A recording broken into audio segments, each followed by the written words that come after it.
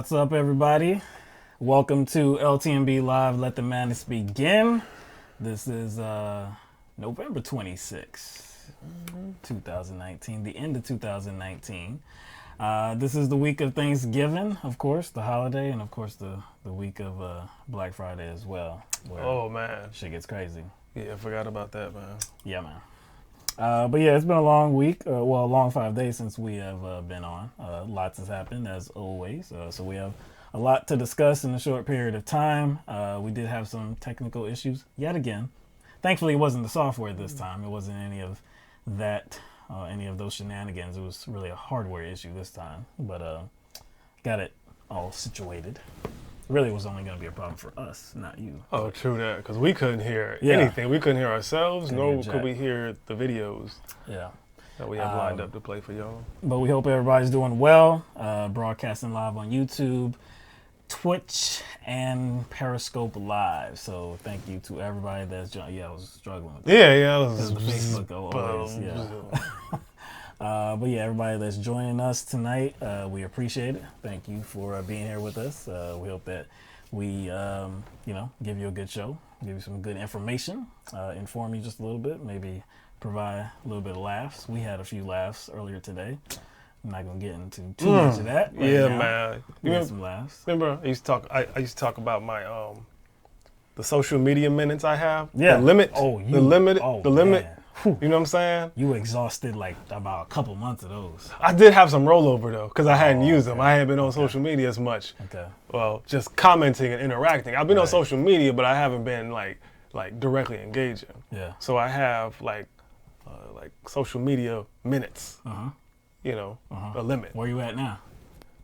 Oh, I used up all my rollover minutes, and then some. So I gotta roll it back a little bit. We did a little bit too much today. Dog, a little bit too much. I will say though, there is a point where you're frustrated, but then after a while it crosses that threshold to just outright comedy. Yeah. We got to that point. We got to that point. At least we got to that point. Yeah. You know what I'm saying? I wish it didn't take that long. You know what I'm saying? And I hope that most people's social media experiences and engagements goes from frustrating to comedy real quick. Yeah, true. Because you don't want to be in that. You don't want to be in that. No. No. But yeah. All right, so let us get started. We hope that you can hear us well. Hope that the video quality is just like it always is. So let's get started. Okay, so last week we talked a good bit about the House impeachment inquiry, which of course is still going on. There was a week long of testimony.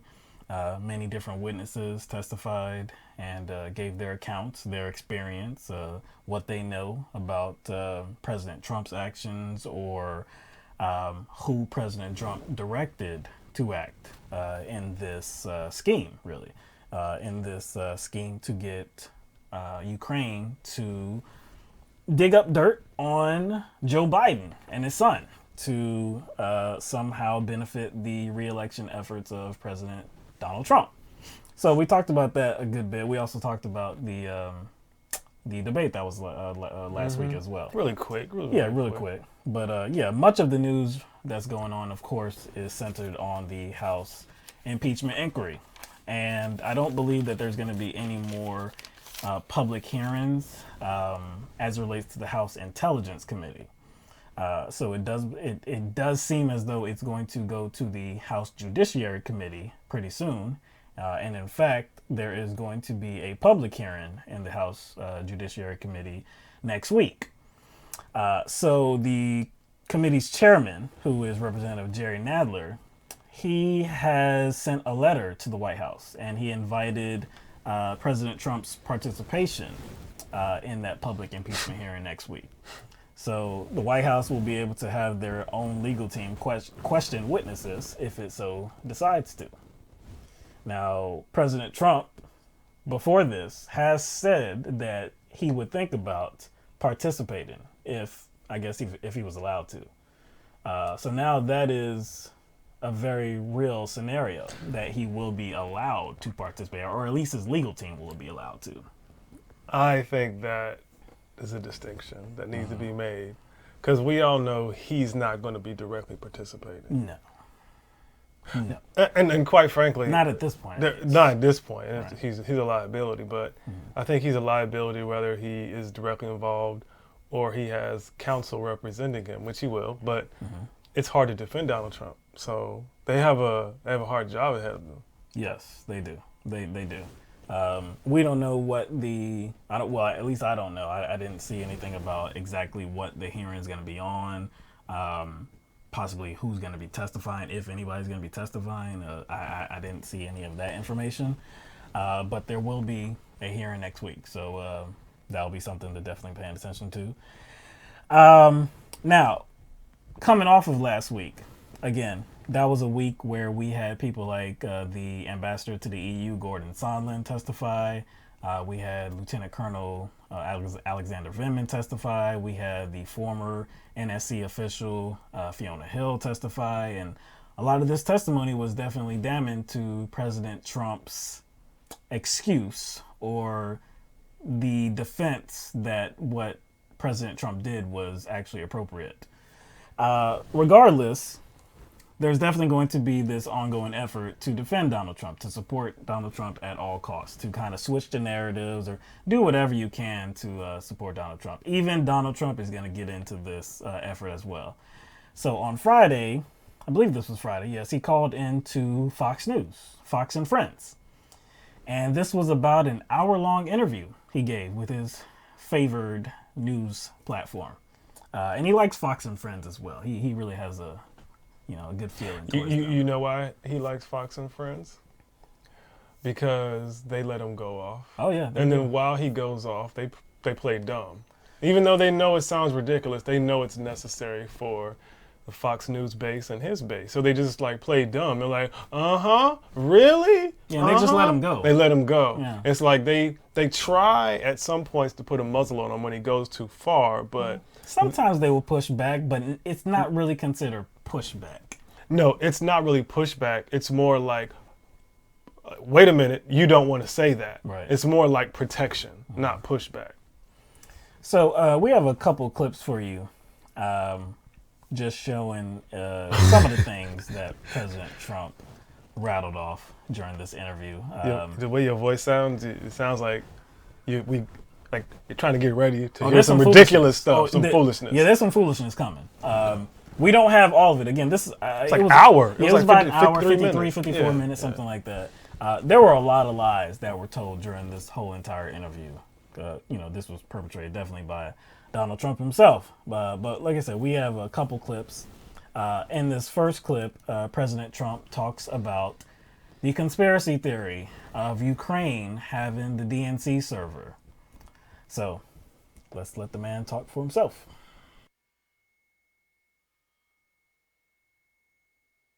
they thought I was going to win, and they said, how could we stop him? They wrote up the phony fake dossier, the disgusting fake dossier, and they tried to have it put out prior to the election, just to show you how incompetent they were. They spent millions and millions of dollars. Hillary Clinton paid for it, and the Democrats. A lot of it had to do, they say, with Ukraine. But Mr. President, it's very interesting. It's very interesting. They have the server, right, from the DNC, Democratic National Committee. Who has the server? Now, the FBI went in and they told him, get out of here. We're not giving it to you. They gave the server to CrowdStrike or whatever it's called, which is a company owned by a very wealthy Ukrainian. And I still want to see that server. The FBI has never gotten that server. That's a big part of this whole thing. Why did they give it to a Ukrainian company? Are you sure they did that? Are you sure they gave it to Ukraine? Well, that's what the word is, and that's what I asked actually in my phone call, if you know. Very subtle things. Did you hear how Ducey said that? He said something like, are you sure about that? Are you sure about that? But if you just pay close attention to his voice inflection, I think he knows it's not true. Just the way, you sure about that? Mm-hmm. And he gets pretty much Trump to say it again. He said, what does Trump say? That's the word or something? Yeah, that's the word. That's the word. That's the word. And after he does answer that question with, that's the word, this is Steve Ducey's face. See, that's how I know he understands what his role is, but he can't hide how much, I guess, disbelief is coming up with inside of himself. So I don't know. That's what the word is. So a few things to note there from what President Trump had to say. Of course, this is something that he said before about the FBI, about how the FBI never got the server and how they asked for it, but were not permitted to take it. So what does that suggest there? When somebody says, hey, they didn't turn over something, what does that suggest? That there's like a cover-up? Or a physical... Oh, yeah, well, there's a physical hardware. That they're in possession of, that they can just hand over. Right. Now, is that the case? Well, there are servers somewhere. Yeah, there are servers somewhere, but see, what happened was the DNC hired CrowdStrike. They managed the servers. Yeah, and they were the company that was responsible for. I mean, because they're a technology company. Right. And they were responsible for figuring out exactly what happened. Security company, really, like internet security, computer security. So they did not give CrowdStrike the server either, not the actual hardware. CrowdStrike was able to get a copy of their server, a full copy of their server from the cloud. Then made virtual copies. Virtual copies of the server. And so that's all they needed. This same thing that CrowdStrike got was the same thing that the FBI got as well. So it's called it's called imaging or something? Yeah, it was imaging. Yeah. But a full report of the imaging, though. It was the full server. So the thing about this is that this happened in 2016, correct? So at the time, President Barack Obama was the president of the United States. The FBI director was James Comey. There's no record of James Comey saying anything about how he tried to get the actual hardware, the actual server, but was not able to. And the DNC just would not hand it over. There's no record of this. No. There's actually no record either of saying that they actually needed more information from the server. No, because they got a full copy of it. Now, fast forward to 2017 when Trump takes office, and now we have a different FBI director. Christopher Wray? We have Christopher Wray now. Mm-hmm. Well, Trump's been in office a little bit over 2 years now. It's coming on 3 years, actually. So what are you getting at here? Are you saying that Trump should bring his concerns to the FBI director he appointed? Is that what you're saying? Yeah, because Wray has not said anything about how he tried to get the server as well and was denied access. Nobody's looking for this server. There is nobody in an official capacity looking for this server because they really need it. No, they've already got it. So do you think Trump is just ignorant, or he's No. knowingly? No, he's knowingly doing this. He's knowingly trying to spread these conspiracy theories.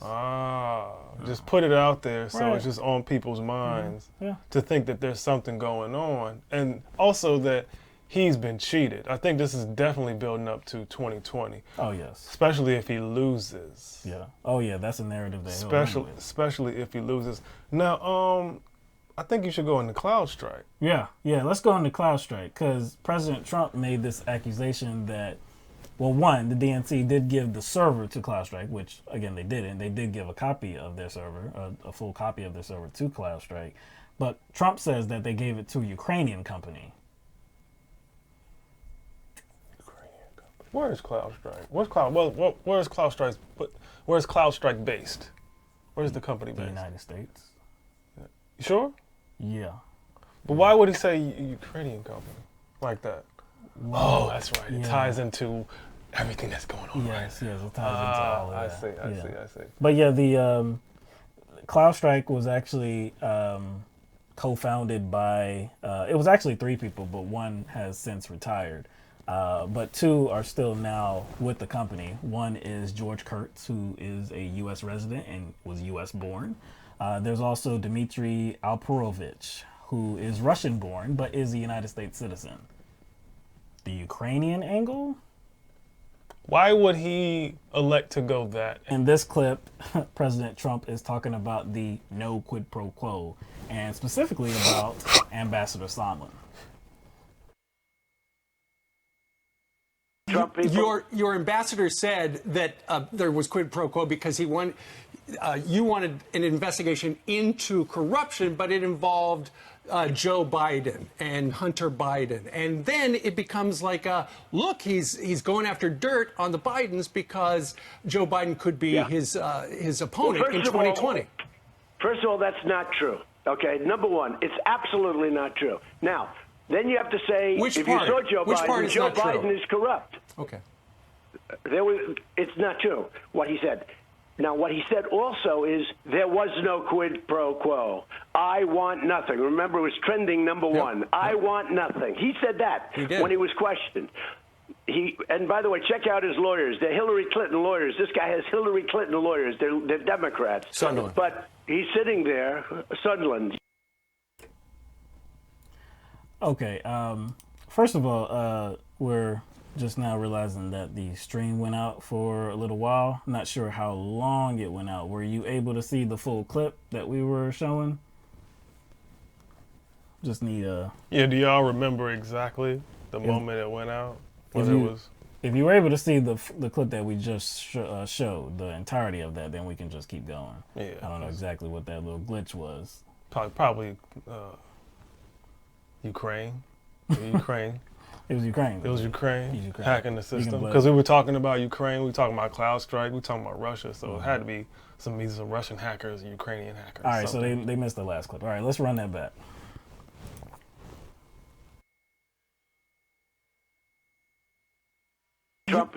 Your ambassador said that there was quid pro quo because you wanted an investigation into corruption, but it involved Joe Biden and Hunter Biden, and then it becomes like, look, he's going after dirt on the Bidens because Joe Biden could be his opponent in 2020. First of all, that's not true. Okay, number one, it's absolutely not true. Now, then you have to say, Which if part? you saw Joe Which Biden, part is Joe not true? Biden is corrupt. Okay. It's not true what he said. Now, what he said also is there was no quid pro quo. I want nothing. Remember, it was trending number one. I want nothing. He said that when he was questioned. And by the way, check out his lawyers. They're Hillary Clinton lawyers. This guy has Hillary Clinton lawyers. They're Democrats. Sondland. But he's sitting there, Sondland.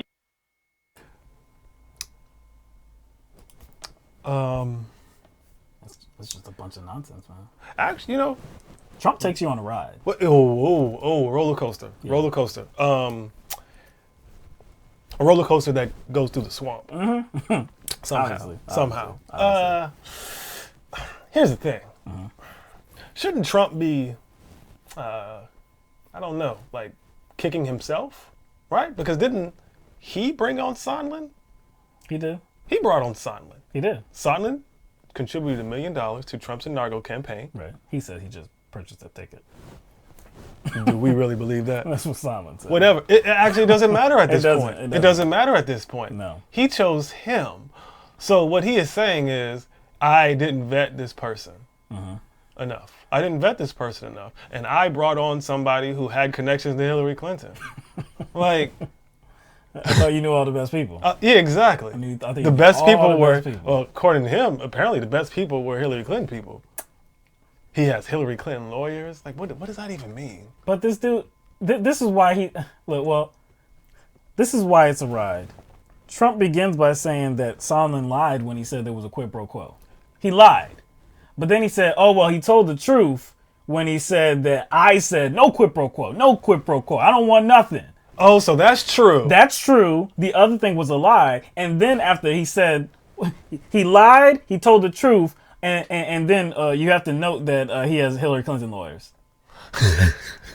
What should we be paying attention to? So he was lying. Sondland was lying. Truth, but then so you can't trust anything he said because he has Hillary Clinton lawyers. When he under oath said that it was a quid pro quo. Yes, he was lying then. But when Trump is asked whether it was a quid pro quo, he points to the other conversation. Yes. Where he was quoting Trump. Does Trump realize that Sondland is just quoting him? That doesn't make it true. No. And like, he's like so focused on the term quid pro quo. Since I said no quid pro quo, I didn't order a quid pro quo. Because he issued a tweet that said that. I didn't order a quid pro quo. Simply because he used the words. Simply like, it's like, no just because you quo. never use the words to start out with, doesn't mean a quid pro quo didn't exist. He's acting like it's using the word or using the term quid pro quo makes a situation a quid pro quo. It sounds like he didn't want to be caught on tape saying that, yes, there was a quid pro quo or anything like that. Does that really matter? Like, but it's kind of like saying, yo, this ain't a bribe. No, I'm not bribing you. I'm not bribing you at all. Not bribing you. Exactly. Just covering it up. It's like, but see, if I order like a butler or a maid, or I order my chef to go get 2 slices of bread and then put mayo on one side and, mustard on one side, and then maybe get some slices of ham, maybe some cheese and lettuce, put on top of one piece of bread, and then put the other piece of bread on top of that. What is that? What is that called? Some sort of sandwich. That's called a sandwich. Some sort of sandwich, yeah. Now, if my maid, butler, or chef, personal chef, goes and does that, I can't then say, like, I never told him to make a sandwich. What is this? I never asked for a sandwich. I never asked for a sandwich? That's how Trump sounds. Because I didn't say the word sandwich. Again, he takes you for a ride. But let's get into some of the defense of Trump again, not by Trump, but by somebody else. So, Republican Senator John Kennedy, Republican senator from Louisiana, he recently had an interview with Fox News' Chris Wallace. And he played into the conspiracy that Ukraine was involved in the election meddling in 2016. Senator Kennedy, who do you believe was responsible for hacking the DNC and Clinton campaign computers, their emails? Was it Russia or Ukraine? I don't know, nor do you, nor do any of us. Ms. Hill well, I mean, let me just her interrupt to say the entire intelligence community says it was Russia. Right, but it could also be Ukraine. I'm not saying that I know one way or the other. I'm saying that Ms. Hill is entitled to her opinion, but no rebuttal evidence was allowed to be offered. You see how indignant he looks, too? You see how indignant this guy looks? It could be Ukraine. You don't know either. You don't know. You don't know either. I don't know. Nobody knows. And Ms. Hill, that's just her opinion. Now, Ms. Hill was a member of the intelligence community, right? Was she not? Yeah. She was, right? Mm-hmm. So, and she was, her job was to kind of pay attention to corruption. Right. It definitely was. And look, so not just this current administration, but Barack Obama's administration, his intelligence community said the same thing, that it was Russia that perpetrated that election meddling and the interference in the 2016 campaign. Everybody says it. Now, I'm not a member of the intelligence community. I have no evidence to suggest that it's otherwise. I have no evidence whatsoever. That's the only evidence that we have. That's the only official word that we have. So I can't sit here and say, yes, I really think it's Ukraine, because that would be irresponsible. I would have nothing to base that on. I can say, or somebody can say, that's not a member of the intelligence community, that maybe not a part of the Congress. Well, I don't know. I mean, that's what they're saying. But Yeah, I don't know. and people are free to be like, I don't necessarily trust the intelligence community, so Yes. I'm not so sure if that's true. That is fine too. That's That is fine. perfectly fine too. But to put it on Ukraine based on nothing is another thing. The funny part about this is, I've addressed this on this show as well. Do you know Mike Pompeo, Trump's own Secretary of State, also believes Yes. that Russia is involved in cyber warfare and was involved in cyber warfare during the 2016 election? That's not me saying this. Nope. This is Trump's own Secretary of State, former CIA director. Yeah. That's what he said. He actually conducted an entire forum on this. The Senate Intelligence Committee Yeah. Again, this is has not said us. the same thing. So- Republicans that are the chairing that the committee. point of bringing this up is to show how, like, Republicans don't have their talking point straight. Not whether it is true that what the intelligence community says. Right. It's just that Republicans do not have their talking point straight. That's the point. And you can't just suggest that it was another country because you disagree with the assessment of the intelligence community. Right. You just can't go. You're free to not believe it, but then don't just jump to something else. Exactly, based on nothing. So after that, which definitely was clowned in the media, because he, a sitting U.S. senator, is buying into and trying to spread this irrational belief that Ukraine actually had something to do with the election meddling, with the interference. So after that, he had an interview on CNN with Chris Cuomo. And in this interview, he starts off by saying that he got something wrong. I was wrong. The only evidence I have, and I think it's overwhelming, is that it was Russia who tried to hack the DNC computer. That's what the consensus is. I've seen no indication that Ukraine tried to do it. In January of 2017, Politico did a long, exhaustive article talking about it. On October 21 of this year, The Economist magazine wrote a long piece, probably the best I've read, talking about Ukraine's involvement in the election. There have been pieces in CBS, on Washington Examiner. They raised questions.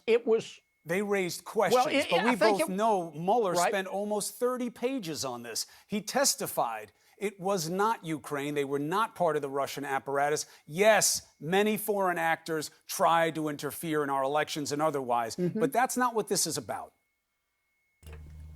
So he apologized. Senator John Kennedy apologized for, well, actually, I won't say that he apologized, but he said that he did get it wrong. He has nothing to suggest that Ukraine played a part in the election meddling and the interference in 2016. But then just a little while later, he goes into, well, there's this article that I read that suggests that maybe Ukraine did do it. So he's trying to have it like both ways here. So he did come clean while at the same time trying to play his role. Yes.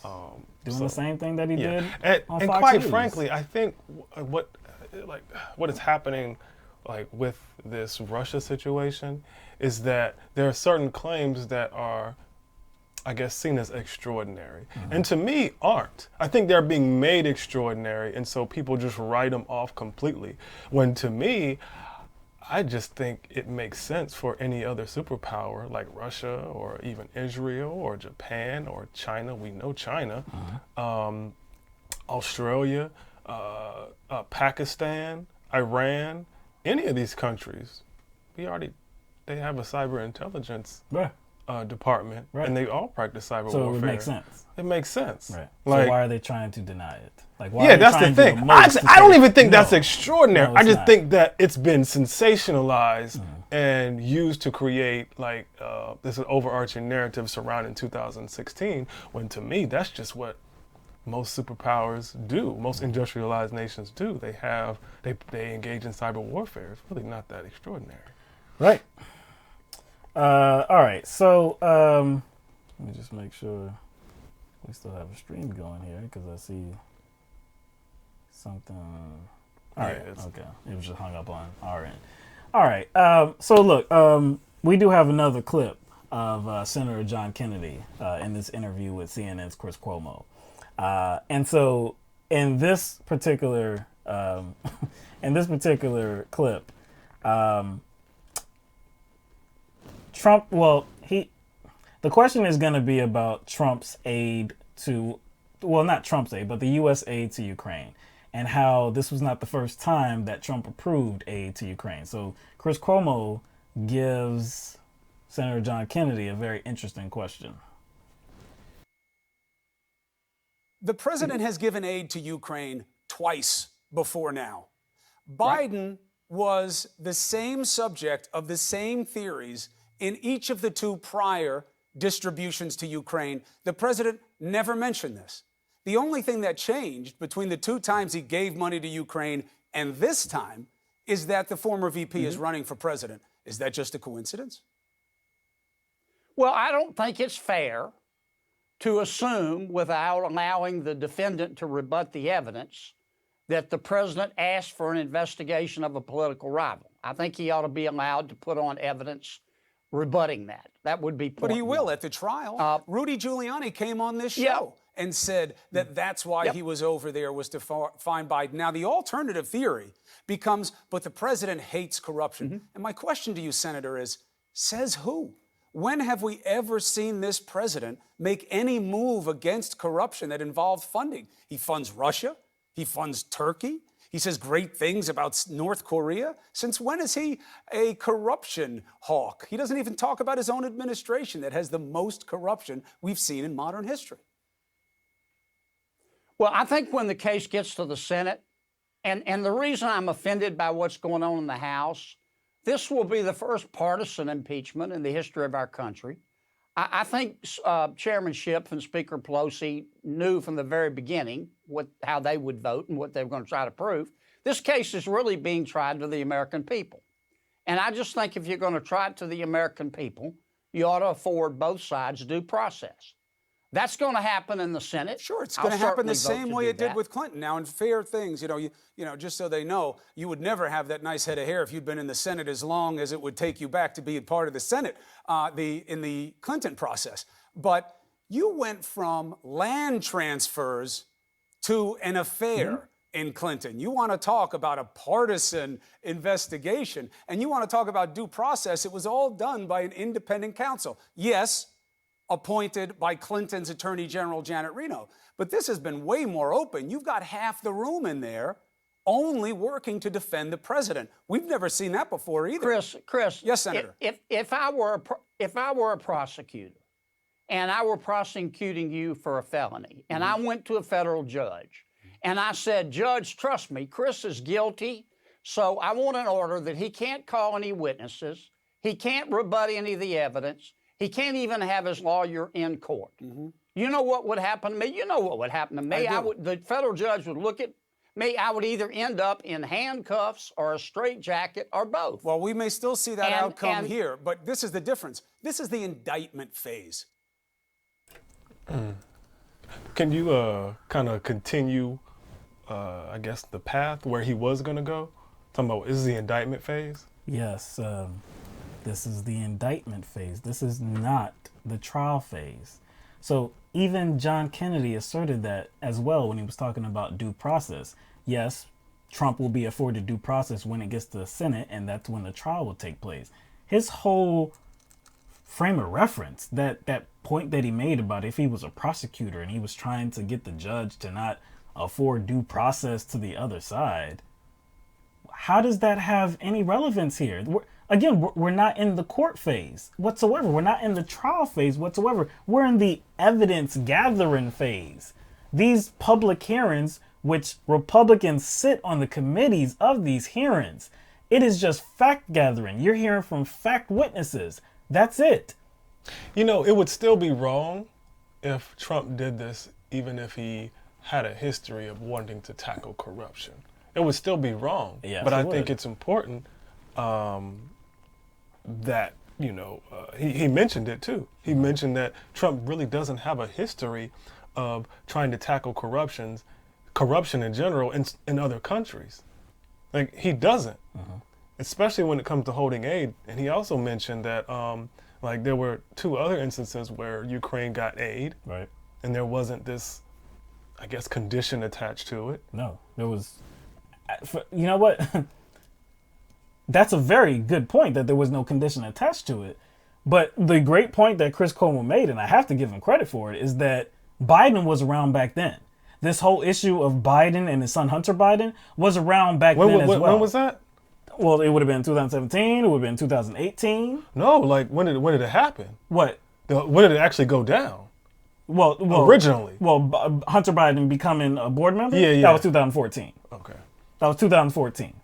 And then Joe Biden made the comment about withholding the money from Ukraine until Shokin, the former prosecutor general, was relieved of his duties. That was January of 2018. So again, that was before, I'm pretty sure that was before the aid was approved to Ukraine.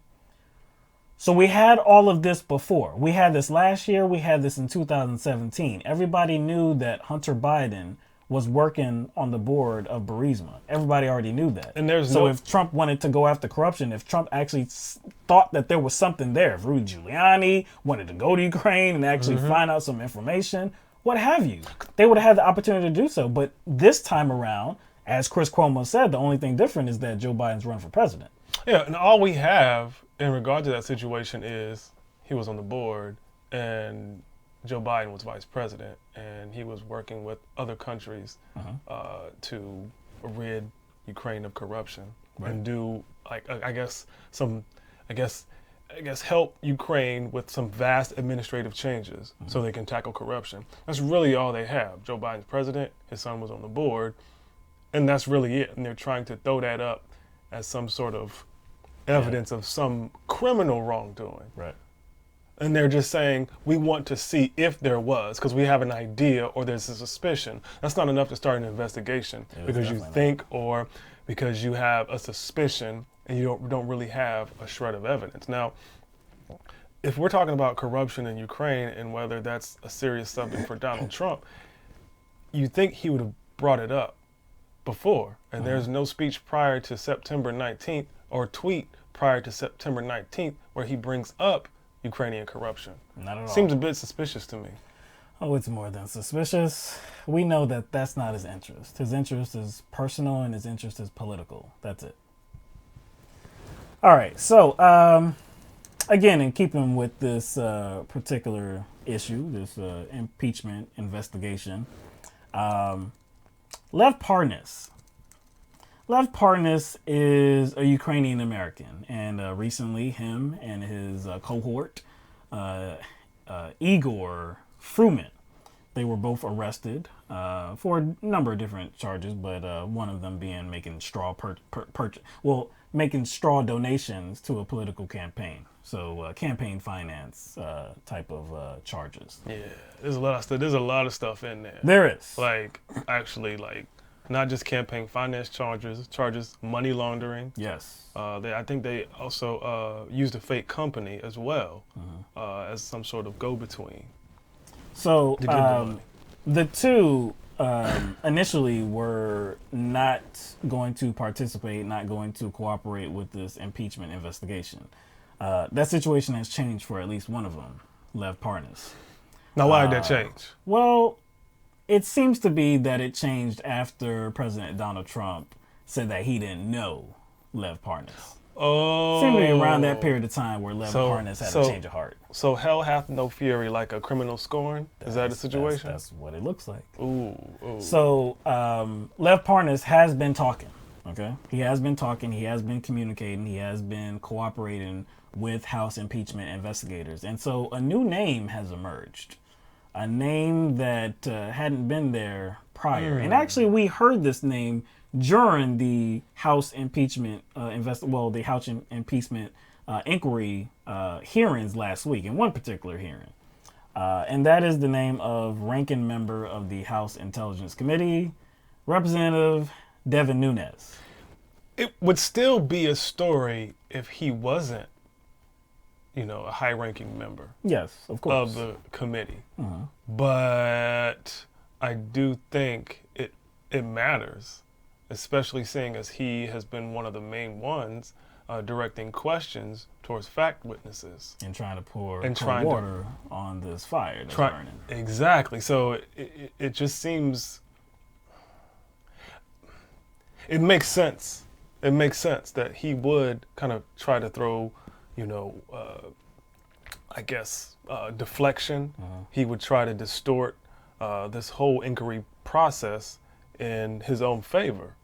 Because he has something to lose here. Yeah, so let's get to some of the details. So reportedly, Parnas has claimed that Representative Nunez met with former Ukrainian Prosecutor General Viktor Shokin in Vienna last year.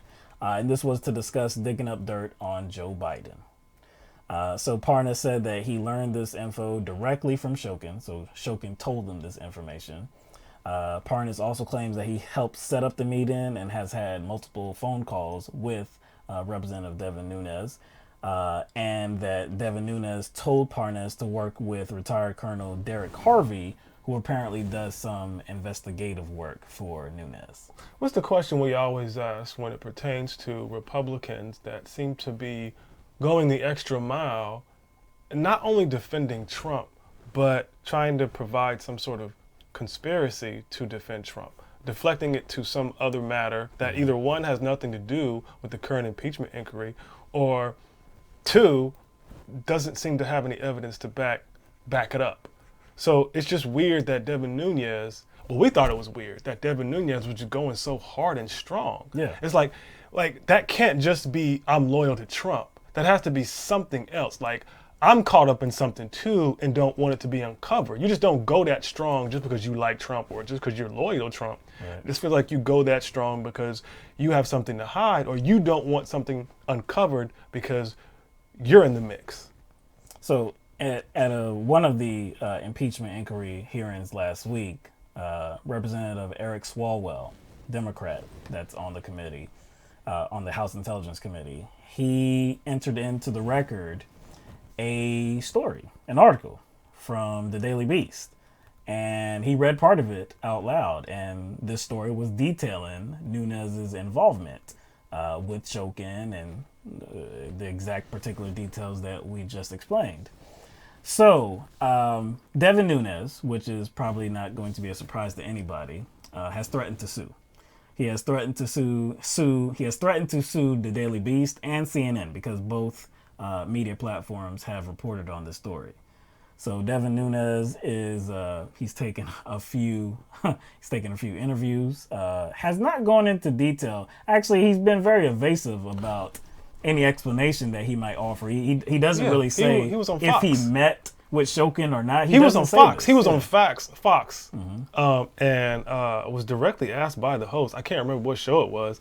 And she asked him, "Hey, did you have these meetings?" Right. And he was like, Can't get into that. Well, no, he was like, he did the whole what had happened was thing without answering. He was like, well, you see, the thing is, and I was like, oh, why not answer? Why not answer? He's like, that stuff is going to be settled in court. Oh, yeah. And I don't want to settle this in the media because I can't go up against the power media and their narrative. I just can't go up against that kind of narrative and that kind of power that the media has. And they're just going to handle this out in the open. And see, I don't want to put up with that. And I don't want to get involved in that, even though I'm currently doing an interview. I'm just so weak. I'm so meek and I can't handle all this coming from this powerful media.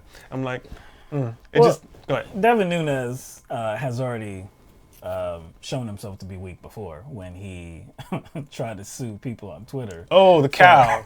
For mocking him. Yeah, a parody accounts. Creating multiple different accounts. Actually, it was this trend where it was like thousands of people were creating parody accounts having to do with mom. cow. Yeah. All of this. But yeah, he got really in his feelings about that. So he tried to sue, but that didn't really work.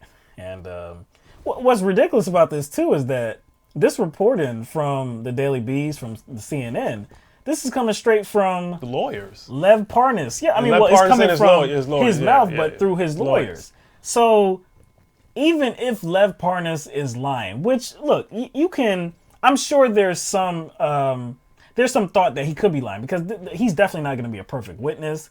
He's right now embroiled in this scheme, to defraud and, to commit, like you said, money laundering and to make these illegal campaign donations. Wire fraud. Yeah, so I don't think anybody would say, yeah, this is the most trustworthy guy. But that doesn't mean that he is not being trustworthy about this. And there's another aspect of this as well. It seems to be that he has provided some information. So information in the form of actual documentation, maybe pictures, audio, video.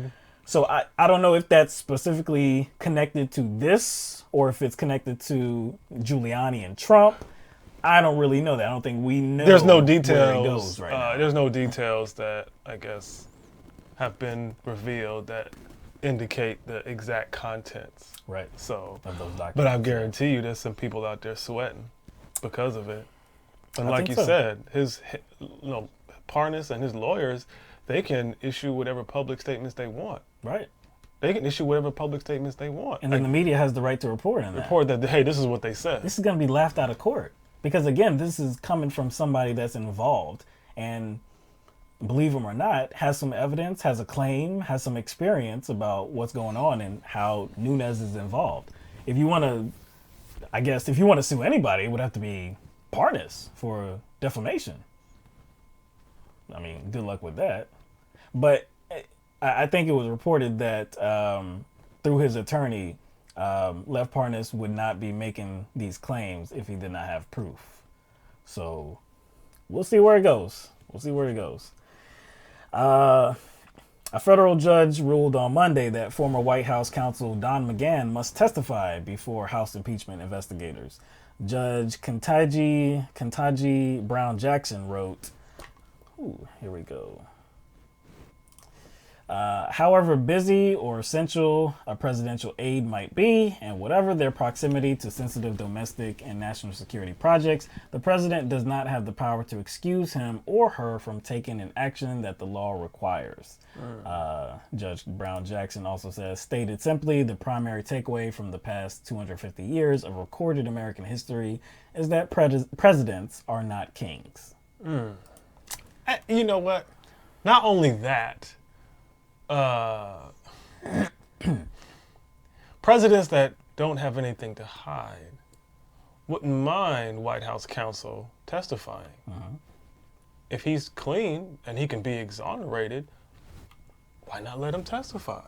You don't kind of block someone from testifying unless you think that person has information that will incriminate you. Yes. And look, the White House legal team or President Trump's legal team has already, either they have already asserted that they are going to appeal or they did already appeal this decision. So President Trump is trying to do the most to preclude Don McGahn from testifying. And so if Don McGahn is being looked at for any type of information, this means that the House impeachment inquiry or the investigation is not just going to be narrowly focused on Ukraine matters. Obstruction. Yeah, because Don McGahn's testimony would be relevant to the whole Russia investigation. And like you said, the obstruction of that investigation.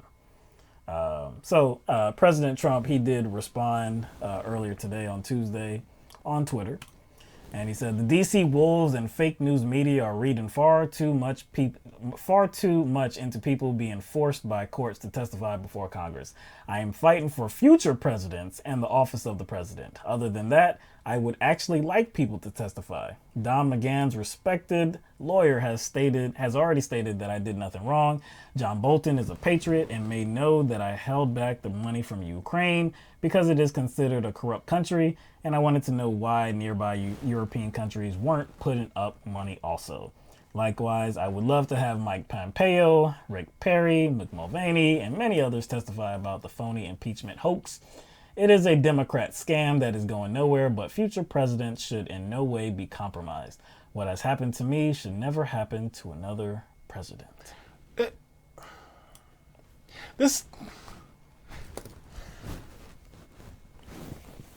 He knows he's lying. He knows his lie. He knows his lie. He's lying. If he wanted McGahn to testify, why is he blocking him from testifying? For future presidents. That makes no sense. It doesn't make any sense, because if future presidents are similarly innocent, it wouldn't matter. It wouldn't matter. Interesting, because there was a lot in there. There was a lot.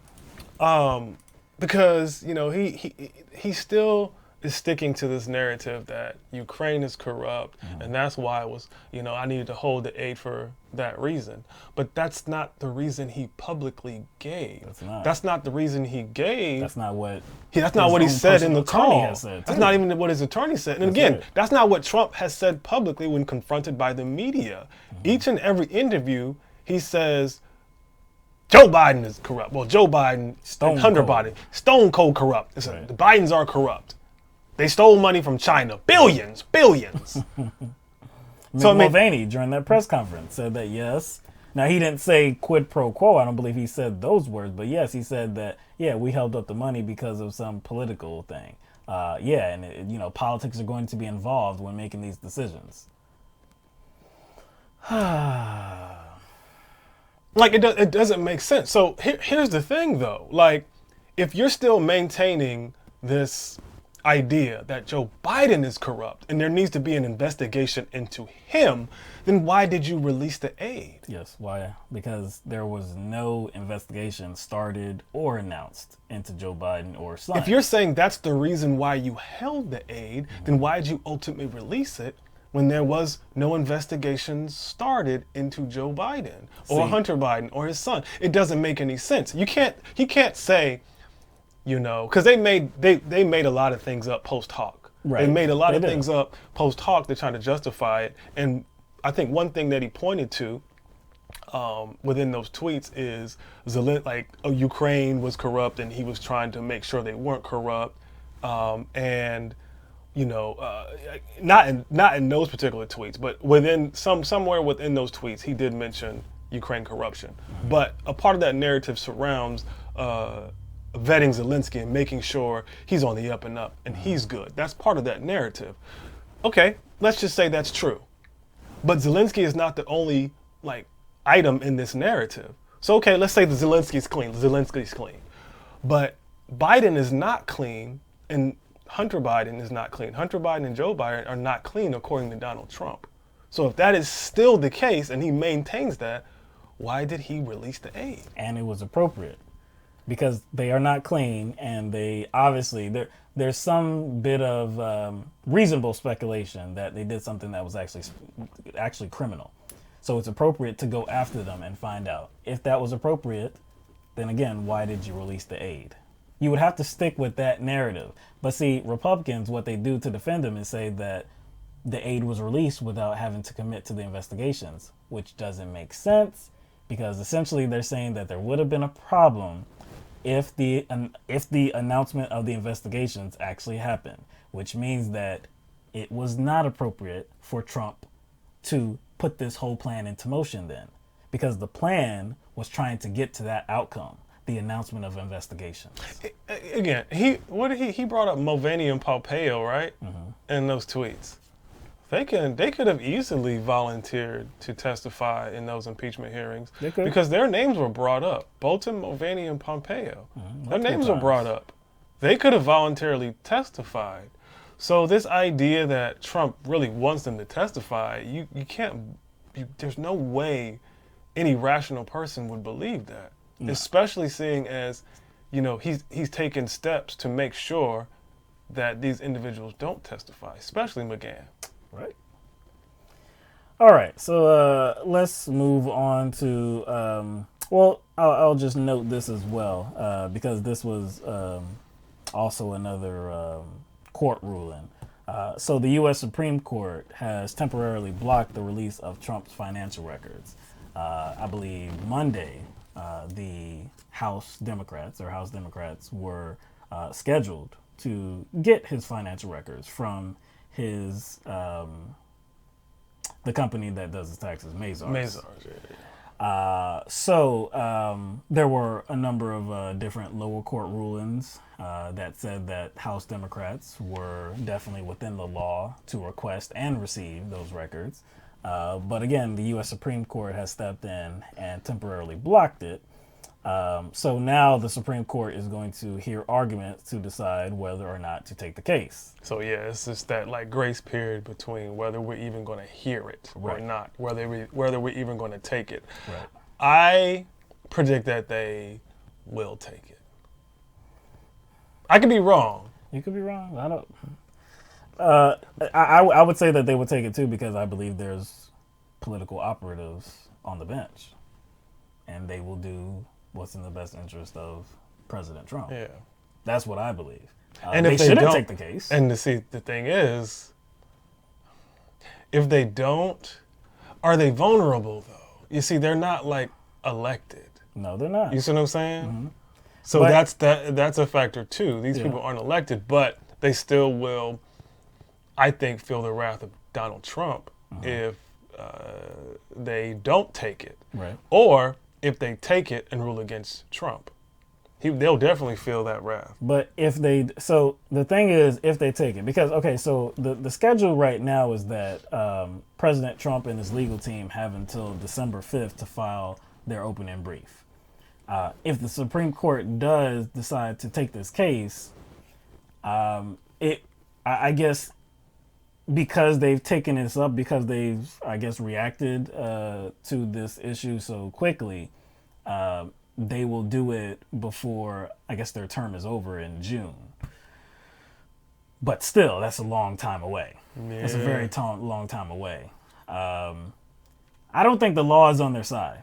The law is actually not on their side to block the release of this information because it states in law that these House committees are well within the law to request the tax records of anybody, including the President of the United States. And well within the law. They shall receive. And you know what's interesting about this particular president, it actually makes the most sense to do that. Mm-hmm. Like they can, seek this financial information even if it was just to take a peek at it, right? They could do it. For whatever reason. Yeah. But in Trump's case, there's a lot of reasons to do it. There are. We have testimony from his own lawyer, Michael Cohen. That's right. That kind of would prompt this need to look into Trump's finances. Mm-hmm. Like we already have evidence of kind of financial fraud, not election fraud, but campaign finance fraud. Right. So there's already evidence that he participates in kind of, I guess, financial malfeasance. So it makes sense in this case more than most cases. Mm-hmm. But like you said, like we've been saying, it doesn't matter though. There is more of a reason to look into his financial records, but it does not matter. If there was nothing there, if there was no speculation that there was something there, Congress still has the right to actually procure those records. That's the way it is. That's the law. So you're saying that they're in a tight spot right now. Oh, the Supreme Court is in a tight spot because, again, the law is not on their side. Five of them. Five of them are in a tight spot. Yes. And it's going to come to a head pretty soon, I believe. I mean, they're going to have to make a decision pretty quickly on if they're going to take this case or not. Again, I believe they will, but the law's not on their side. How many people have tied their legacies to this dude? Too many. How many people have tied their legacies to Donald Trump? Too many. Oh, they're going to be regretting that in the years to come. Yo. I mean, I wasn't thinking about that when I said the pain is coming. You were talking about like regular folk, Regular people. civilians. Yes, that's what I was talking about. People who are not in office. Yes. I wasn't talking about people that were legitimately connecting you their were- reputation to Donald You Trump. weren't talking about that, but Lindsey Graham was talking about that. he surely And was. said something about, he said something like, Trump is going to destroy the Republican Party and we're going to deserve it. That's correct. So he actually saw that. He knew how If they connected themselves to President Trump. Exactly, he knew that. Or then candidate Trump, if they did this. Never mind, I'll bring that up later. I was going to mention something about what Lindsey Graham said on CNN at one point in time, but I'll save that later. Save that. You know what I'm talking about. Yeah. All right. Okay, so staying with this for a little while. On excuse me, on an episode of Rising with Crystal Ball and Sagar and Jetty, they had an interview with Aaron Matei, who writes for The Nation and also hosts his own show as well. So they had Aaron Matei on to speak about this impeachment inquiry and just, I guess, give a little bit of his feelings towards last week's testimony by various individuals.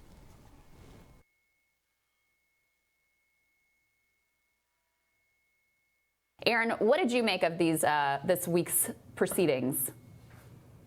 Well, you know, it's interesting. I heard a lot of comparisons to Watergate, the supposed John Dean moment for Gordon Sondland, who was Trump's ambassador, the U.S. ambassador to the European Union.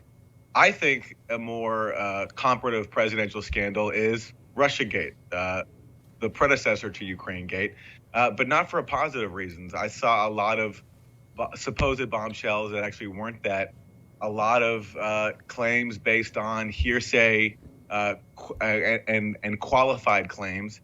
And again, an emboldenment, as we talked about last time, of a really hawkish Cold War mindset. But I think it's worth talking about Sondland's testimony just for a second, because it was deemed to be the most important one. He did say in his opening statement that there was a quid pro quo, and that got a lot of excitement. But I think what a lot of people missed is that he was not talking about the issue at the heart of the impeachment inquiry, which is whether or not Trump leveraged military assistance, money for weapons, to compel investigations. But he was talking about leveraging White House meetings, that basically he said that Rudy Giuliani said to U.S. officials and to Ukrainians that if Ukraine wanted a meeting and a phone call with Trump, then they would have to commit to investigations. But that's not the issue at the heart of the matter. The heart of the matter is whether or not Trump leveraged the military assistance. And on that front, Sondland, I think, actually undermined the Democrats' case, because he made clear, although he was an official, a U.S. official, to communicate that there was a linkage to military assistance, he said very clearly and over that it was his own presumption. He wasn't told by Trump or anyone that there was a linkage. He just presumed it in the absence of a credible explanation for why the military freeze had been made. So his presumption might be right. And if I had to bet, actually, I'd say that it is. But a presumption does not make for a plausible presumption does not make for evidence for a convincing case. And I think it's one of the many reasons why I've had a problem with putting so much energy into this thing. So he doesn't want to put energy into the impeachment inquiry because of Sondland. It's interesting that he didn't bring up anybody else and just is focusing on Sondland. But he's talking about Sondland's presumptions. It's presumptions that come from a firsthand experience. But those aren't, can you really define those as presumptions when he was in direct contact with the president and he was the point man in orchestrating this whole thing? So how can he just how can Aaron reduce all this to presumption, especially with a character like Sondland? And it's like, I do think it's very disingenuous of him to focus on Sondland alone, in isolation, and only focus on one aspect of this whole thing, that's the meeting, as if we don't have any other items and any other elements to the story to discuss. So he isolates one or two things and acts as if there's nothing else surrounding those things that completes and constructs this whole fucking story. Now, I like Aaron on some things, but he can become real disingenuous for no fucking reason at all, other than just being a contrarian to the Democrats. That's what it seems like is going on here. I don't know why the fuck he brought up Russia. That has no place in this conversation. I didn't believe this other stuff too. That was a lot of conjecture, a lot of speculation. Okay, fine. That has no place in this conversation. Like, you go, dog, because I need to calm down. Look, it's very apparent that Aaron Matei wants to poo-poo all of this. He kind of is spreading the idea that it's nonsense. It's not really what I guess the media is making it out to be, especially Ambassador Sondland's testimony. We of course didn't show the entire interview, and he did kind of point to the Cold War mentality, and talked about later on in the interview talked about if it was a good idea to give this aid to Ukraine in the first place, because if you go back to even President Obama, our last president, he didn't give this type of assistance to Ukraine. And now it seems as though the Democratic position is that, hey, this is security assistance, this lethal weapons that these Ukrainians needed, and that's the heart of their argument. They approved of it though. Yes. So even though they, I guess, that's a Republican argument. Obama didn't do anything. Right. Well, he did do a lot. He did do a lot. It wasn't lethal weapons. It wasn't lethal weapons. Mm-hmm. But if we're talking about the aid that has been given to Ukraine, it has been bipartisan. Right. It has been bipartisan. And of course, again, look, it's a good point to make. I mean, something that's not being addressed much is if this aid should have been approved to Ukraine in the first place. The Obama administration did not want those arms to get in the hands of Ukrainians. Just did it. So that is an issue to address, but it's not this issue. The way that Aaron Matei is poo-pooing this whole thing is to say that, one, the heart of the matter is the money in exchange for the favor. The money in exchange for the investigations. Now, that is definitely a very important narrative to discuss.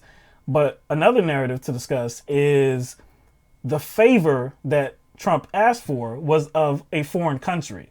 That's illegal per U.S. law. You cannot ask a foreign country to help you with your political campaign. That's illegal. So that's one thing. That's another thing that's pretty central to this whole narrative. From the horse's situation. So from the horse's mouth. From the horse's mouth. What did Trump say? What did Trump say was his motive for withholding the aid, and what does he continuously say to this day? What did he say to the media when he was doing interviews on the White House lawn about why he held the aid? What was the reason? He talked about Biden. Talked about Biden. Yeah. Talked about Hunter Biden. So in that phone call, he talked about the Bidens. He said, "Hey, I want you to do me a favor." He said that right after President Zelensky talked about getting those lethal weapons. So yes, if you fail to see that, then you're intentionally doing that. What I don't like about what Aaron Matei said, though, was that he said that this was, I guess, connected to or looks most like Russiagate. I didn't like that whatsoever, because later on what he said that he believes that Trump actually did do this. Yes. He believes that Trump actually did withhold the security assistance to get a political favor. I'm inclined to believe to have that he these did. Political investigations announced. So I don't get how you can say both things at once, because if you say this is a nothing story, this is Ukraine Gate, and by saying it's Ukraine Gate, you're poo-pooing it. You're saying that there's nothing there, just like there was nothing there with Russiagate. But if you're saying that there's nothing there, and it's Ukraine Gate, just like there was Russiagate. With Russiagate, me right here, this is 2019. This is November 26th. I will say right now, I'm burying Russia. I'm burying the whole Russian investigation. Hey, you didn't have enough on President Trump. You didn't have anything on President Trump. There was no collusion. There was no conspiracy with Russia. Okay, I will allow you that. Let's bury it. So there was nothing there. Aaron Matei just went on record in this interview and said that, yeah, he believes that Trump actually did the whole, hey, I'm going to hold up this money for the announcement of these investigations. So you believe in it, but you're going to claim that it's Ukraine Gate and link it to your Russiagate. That's being disingenuous. Well, see, here's the thing. he needs to make media appearances. That's the thing. He needs to make media appearances. This isn't a good opportunity. But unfortunately, I think this show and that setting was purposely set up for him to do that, and he knew it. But unfortunately, he couldn't give credence to the Ukrainian story. That's why he was there.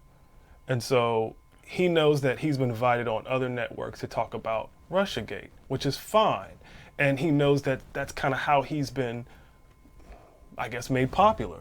That's kind of how his voice has been out there, and he knows that. So I guess if he's called to talk about this Ukraine situation on a particular platform that does seem to be designed to kind of like dismiss it, I think he has to go the route that made him popular, that made him a voice. And so he has to revert back to Russiagate. He has to do that.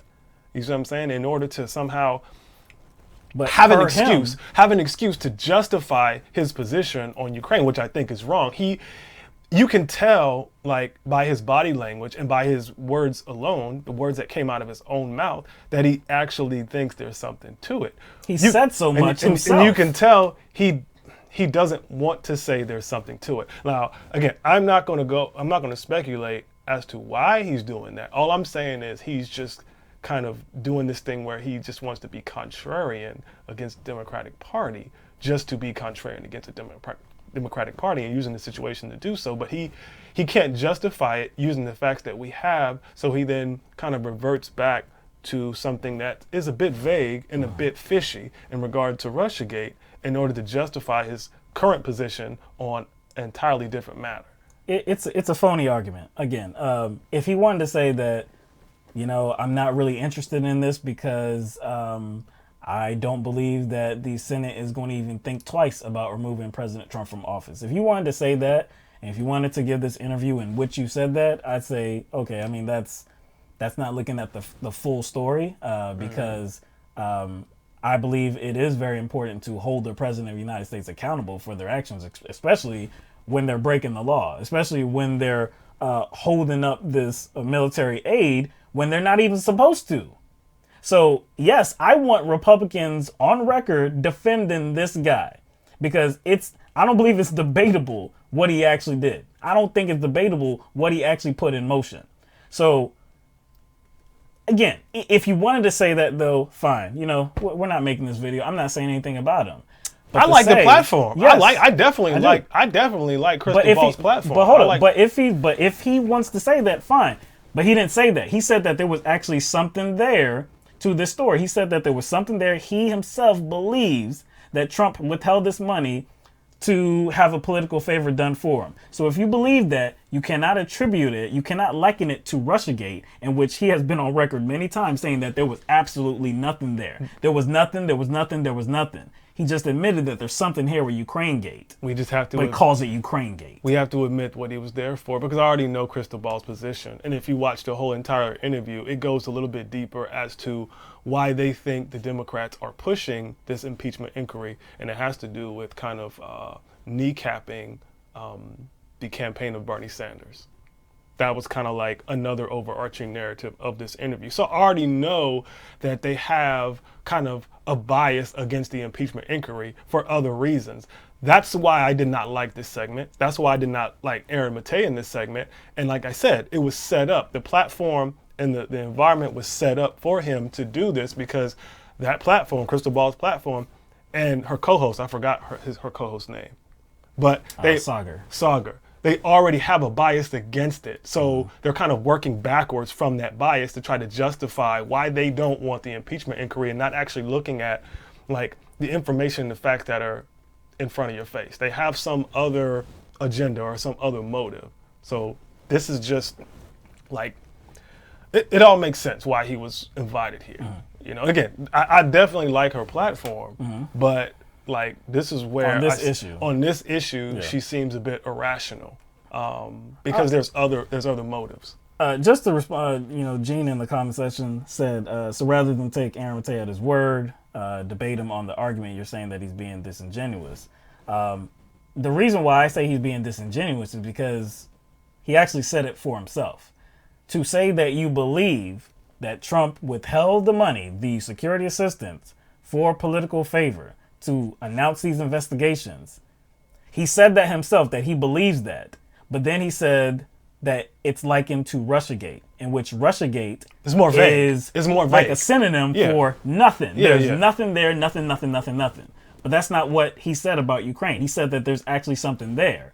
So the two do not go together. If you're saying just take it at face value, that's exactly what we're doing. We're taking everything he said at face value. Mm-hmm. This is not really. And that's why he was being disingenuous. That's why he was being disingenuous. The two are contradicting points. Yeah, and again, if you go watch the interview, the whole overarching narrative is like surrounding Democrats doing this on purpose to kneecap Bernie Sanders' campaign. Mm-hmm. That's more of like a theory. But I can understand that. I'm okay. That actually is plausible. I can see Nancy Pelosi doing that shit. Mm-hmm. That's not like something that's out of the ordinary or extraordinary or some sort of like conspiracy going out on some thin ass limb. But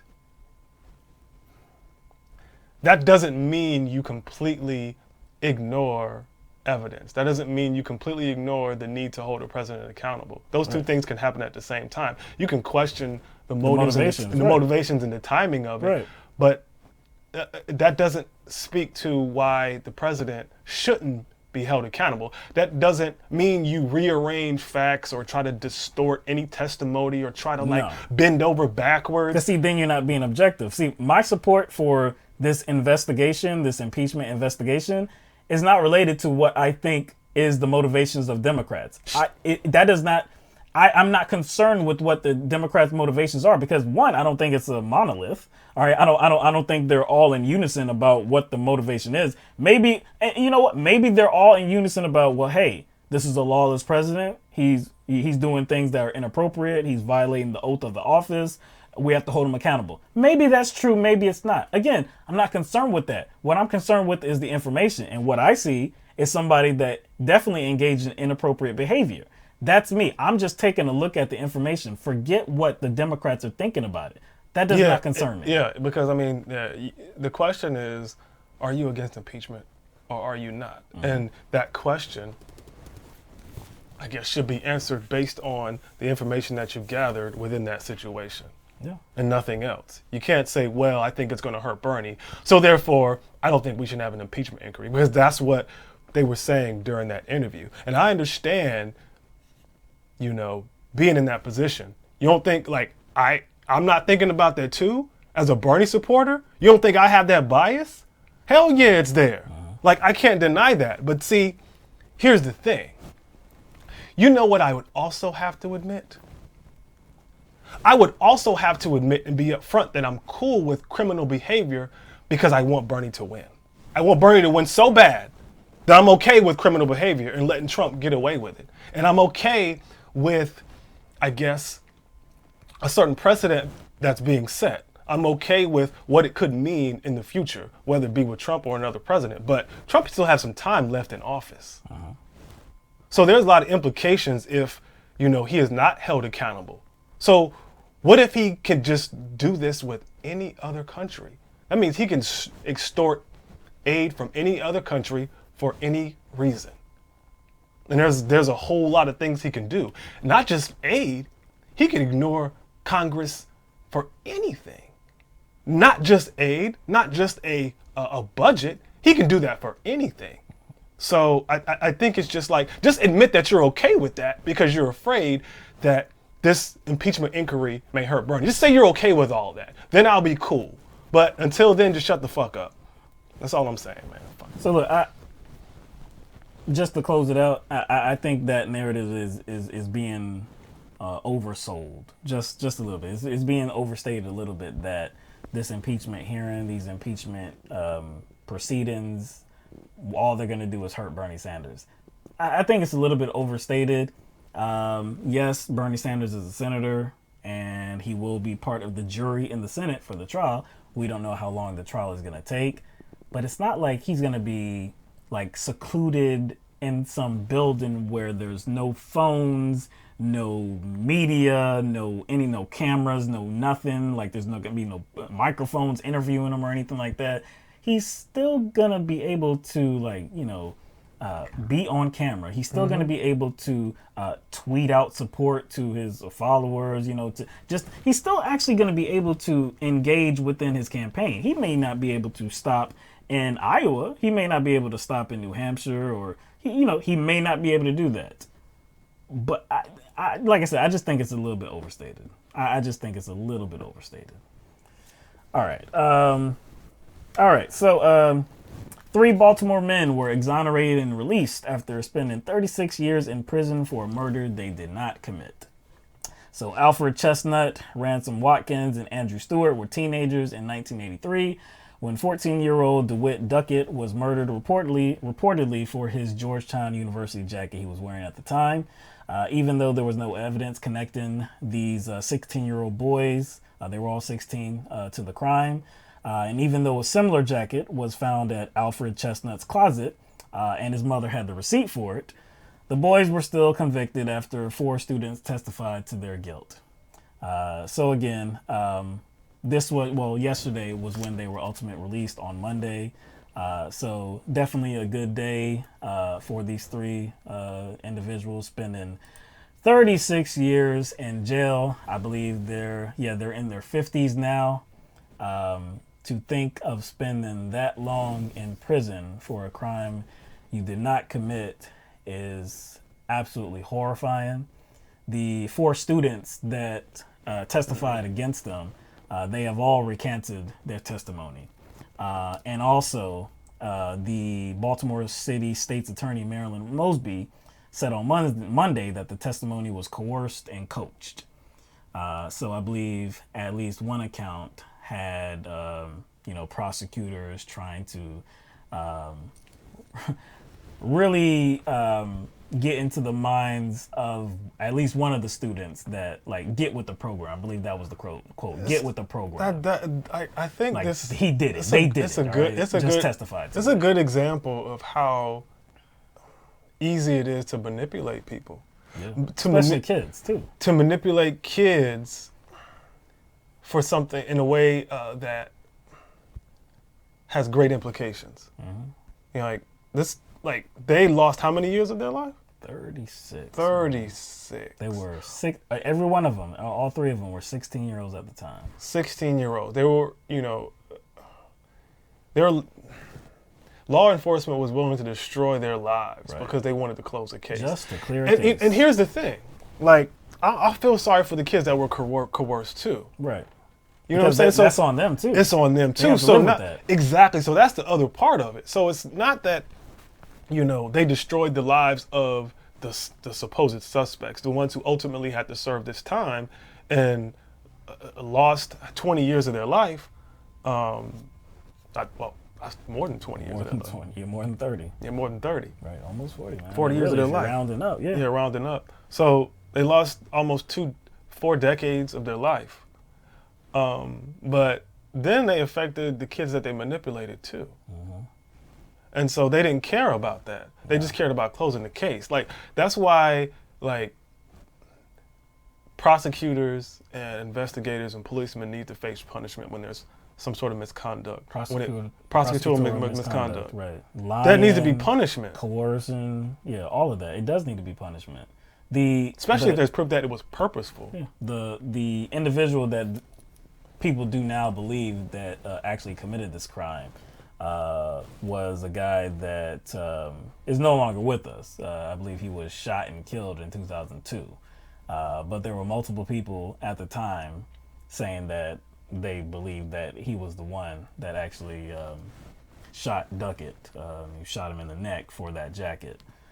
So again, there was no physical evidence. There was nothing tying these 3 teenagers to the crime whatsoever. To hear the information that one of the boys had a similar jacket, a Georgetown University jacket, and that was some thought that, hey, well, he must be the guy. But then the mother had the receipt.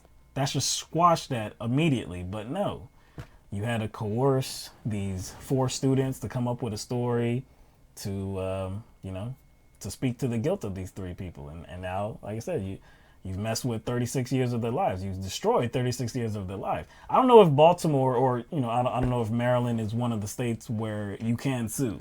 Because you're right.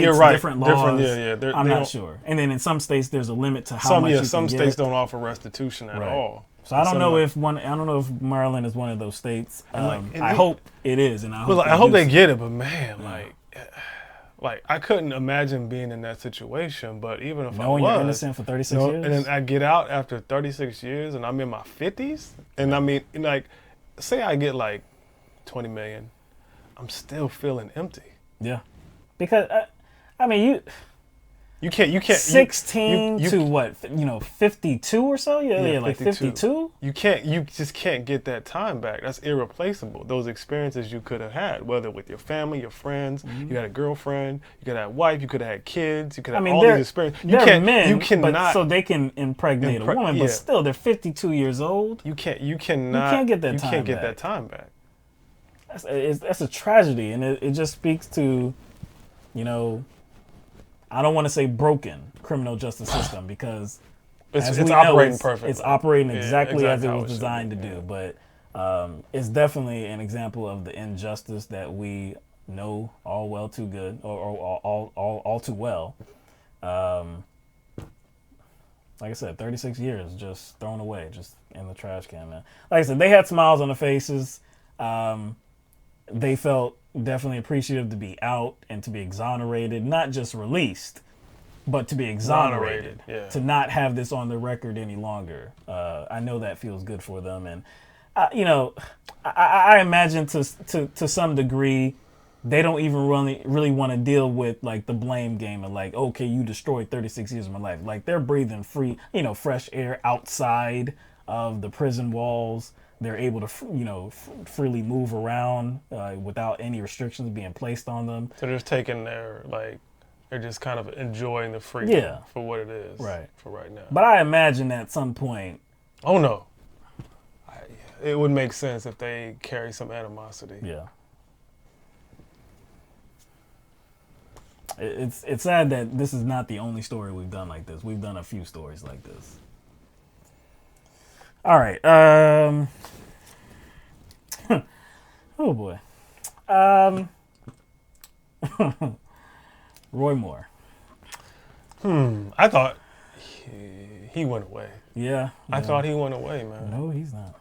So, Alabama Senate candidate Roy Moore. Yes, that Roy Moore, the tarnished individual that has been linked to liking young girls and trying to molest young girls, going far back, years and years back, and how people in Alabama knew about him. But ultimately it was discovered during his last run for Senate in Alabama in 2017. So that Roy Moore. So Roy Moore wants to take the country back to the 60s and 70s, morally speaking, when sodomy and abortion was illegal. So recently, Moore spoke to the Huntsville Republican Men's Group and said, "Abortion was not legal when I went to Vietnam. It was passed later. It was okayed later. We had abortion laws in our country and our state. We did not have same-sex marriage. We did not have transgender rights. Sodomy was illegal. These things were just not around when my classmates and I went to West Point in Vietnam." Oh, they weren't around then, so why do they have to be around now? Exactly. Gosh. Yeah, you know what? I just, the people that walk around here with this kind of like puritanical attitude, those are the people I don't trust. Mm-hmm. You see what I'm saying? Like, why are you trying to establish these puritanical like customs and ideas, especially when they don't affect you? It just seems as if all that is like some sort of cover for something. Mm-hmm. Because same-sex marriage doesn't affect you personally. No. Transgender people don't affect you personally. So it just seems as if you're trying to search for things to, I guess, make you look pure and make you look moral and make you look holy, like up on this pedestal. Because you're supporting it? Because you're like saying that this should not be? No, I think it's just because like you're covering up for something else. And since we're talking about Roy Moore here, since we're talking about Roy Moore, he has some stuff to you see what I'm saying? There seems like there's some sort of character flaws and some sort of like moral flaws that they're trying to cover up for by kind of going out of their way to establish these like moral codes that really don't affect them. It just seems very superficial, pious, and unnecessary. He's kind of lacking morally. Exactly. I think that makes sense as to why he would go out of his way, because there's something he's trying to, I guess, like make up for. Trying to like, there's a hole somewhere. He's trying to fill in the gaps or something like that. Like this level of control, like you were saying, it doesn't. The things that he is against, it doesn't specifically affect him in any way. If you're against marriage equality, if you're against two men getting married, well, don't marry a man. He's a man. Don't get married to a man. If you don't like sodomy, don't engage in it. Don't let somebody, and you don't do it either. All right. I mean, because sodomy is also that can be fellatio. So. I mean, but you know what he's talking about. Yeah, I know what he's talking about. You know what he's talking about. But still, if you don't like it, don't do it in any way. Abortion, don't do it. Oh yeah, you don't have a vagina, so you don't have to do it. So, it's not even possible for you to do it. So it really doesn't affect you. I mean, if you have daughters, if you have a wife, well, I'm sure does he have a wife? I think he does have a wife. Yeah, he does. Well, I don't think his wife is, I don't think she can give birth anymore. So it's not. Probably not. So no problem there. Daughters, if he does have daughters, they're probably too old to give birth to now. Maybe, possibly. Maybe. But again, it doesn't specifically affect you personally, though. It's not your life. So why are you trying to exhibit all of this control, like trying to control everybody so much when it doesn't affect you? And that's why I hate about like these, like you said, these puritanical people, these religious, moral, these evangelicals. Can't say the word. Evangelicals. They get off on controlling others. They get off on telling others that my God is where it's at. This is the way you have to behave. This is the way this country has to behave. If we don't behave this way, then I guess we're all going to hell. And some of the things, some of the problems that we have going on in this world, in this country specifically, that's because we're allowing these things to happen.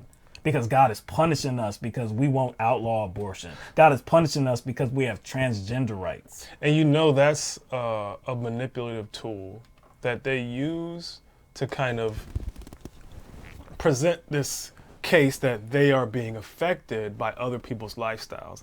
They know it's wrong for them to try to control people, but they have to create an excuse to do it. So if they can convince people that they're being affected by it, then they feel justified. This is why people like, I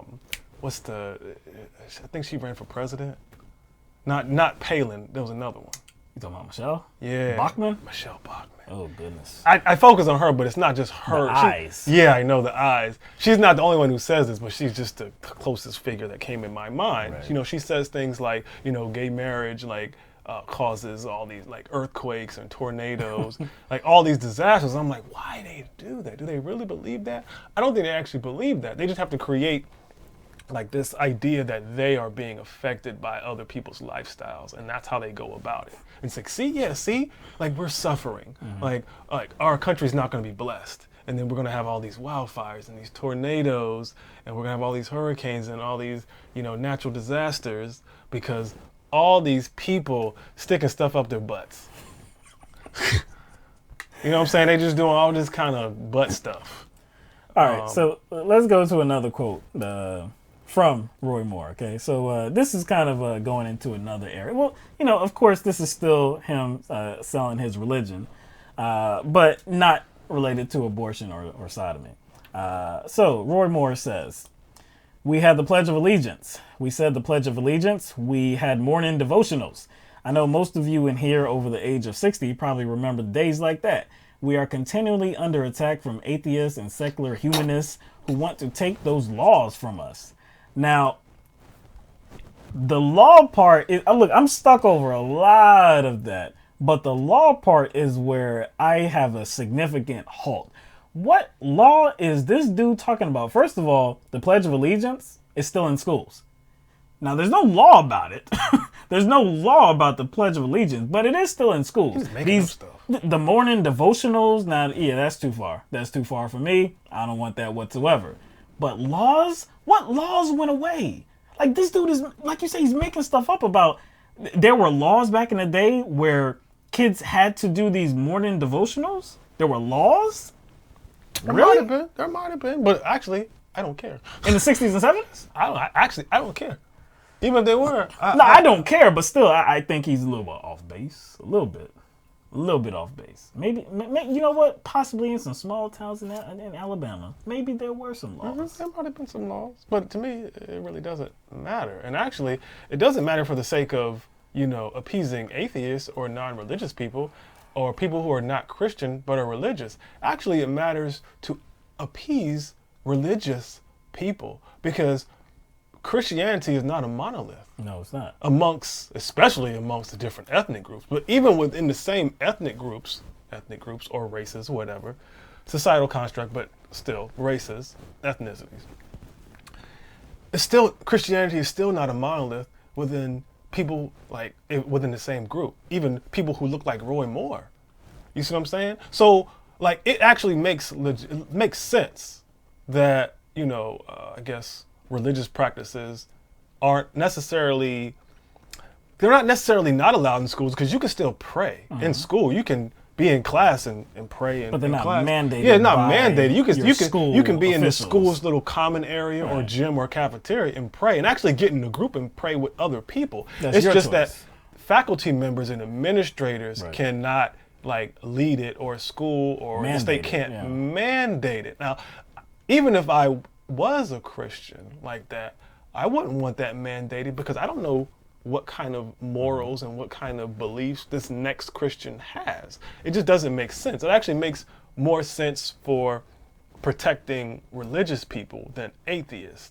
But he's speaking to, definitely he has some gripe with, secular humanists, he says, atheists, that I guess are getting in the way of these laws that he was familiar with in the 60s and 70s, these morning devotionals, the Pledge of Allegiance, things like this. But as far as I know, the United States has never been a theocracy.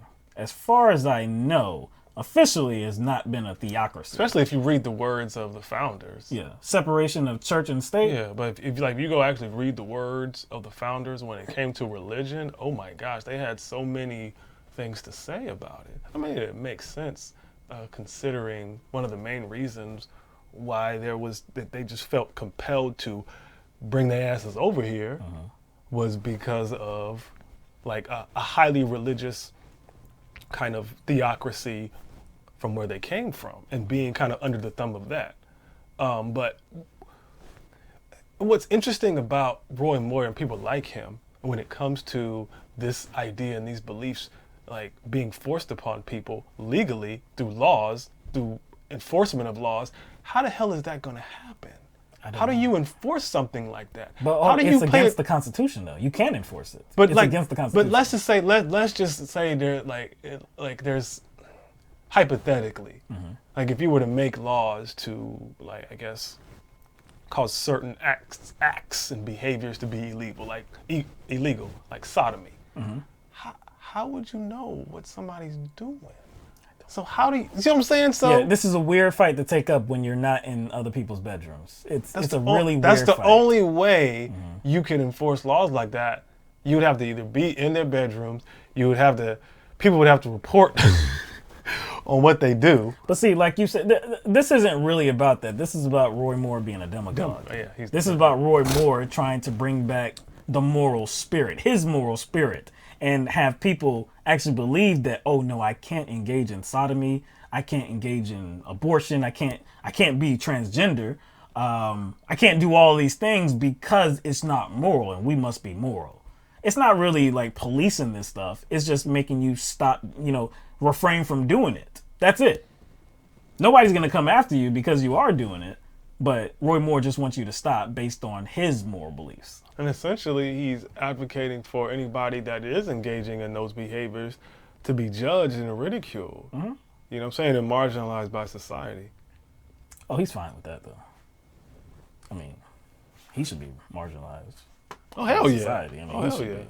So I guess he just wants that done with to other people, since he's, he feels some type of way because his Senate campaign tanked because of the media reports of his, and he's the victim, his pedophilia. You just like pronounced that like every syllable. I know, yeah. Of that word. Yeah. Hey. All right. So we have a fun little clip. Yeah. Fun little clip. I don't know if anybody. Well, look. This is campaign season still. We have not reached the first primary. We have not reached the first caucus yet. That doesn't take place until next year. I believe it's early February, in which the first caucus takes place in Iowa. Right now in the Democratic Party, there are a number of candidates. Now, to make the debate stage, on the last debate in Atlanta, there were 10 candidates, and there were 10 candidates in the fourth debate as well. Now, going forward to the December debate, I don't believe 10 candidates have qualified for that as of yet. So we'll see what the final number comes to. But one candidate that has not made the stage for a little while now is former Representative John Delaney. But that does not stop him. He keeps trekking on. He is still still fighting a good fight. He's still fighting. He's still hanging in there. He's still hanging in there. He's not dropped out one bit. And John Delaney is still promoting himself, but in a different way now. On Twitter, he shared a video. And I believe this was because there have been some new entrants into the race.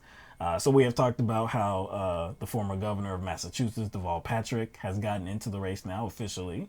And Michael Bloomberg seems to be officially entering the race as well. He was in Arizona today, I believe, filing his paperwork to be a part of that primary, the Democratic primary. But he said he wasn't going to take any donations, which means he can't qualify for the debate. Yep. Don't know how that's going to work. But that's not the story. But anyway, so John Delaney, again, because there have been some other entrants into this, primary process, on Twitter, he shared a video of himself exercising.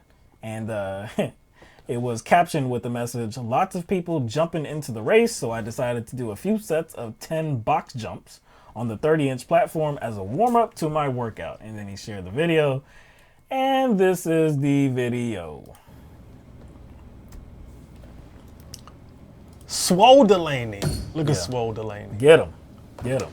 He is swole. Oh, he's swole. I will have to admit. This does not come across in the suit that he wears. Oh, no. It doesn't come across. He's getting it.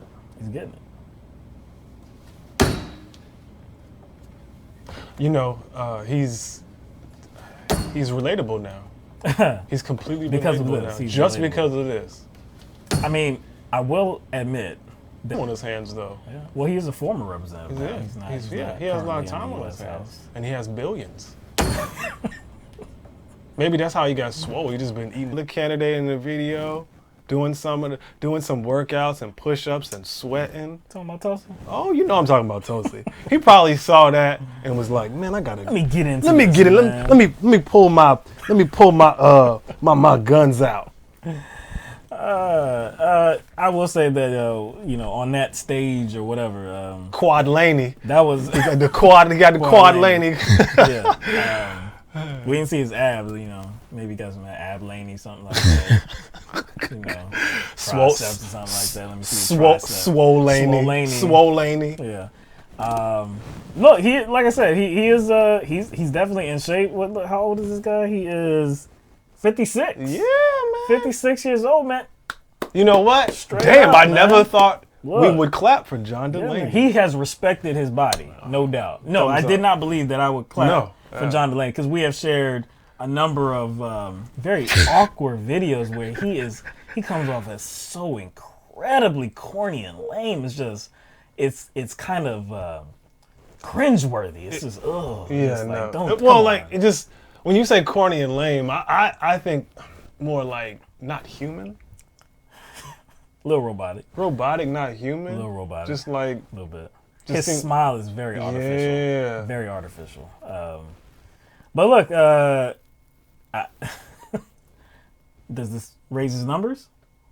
Because his performance on the debate stage definitely did not. Maybe this will.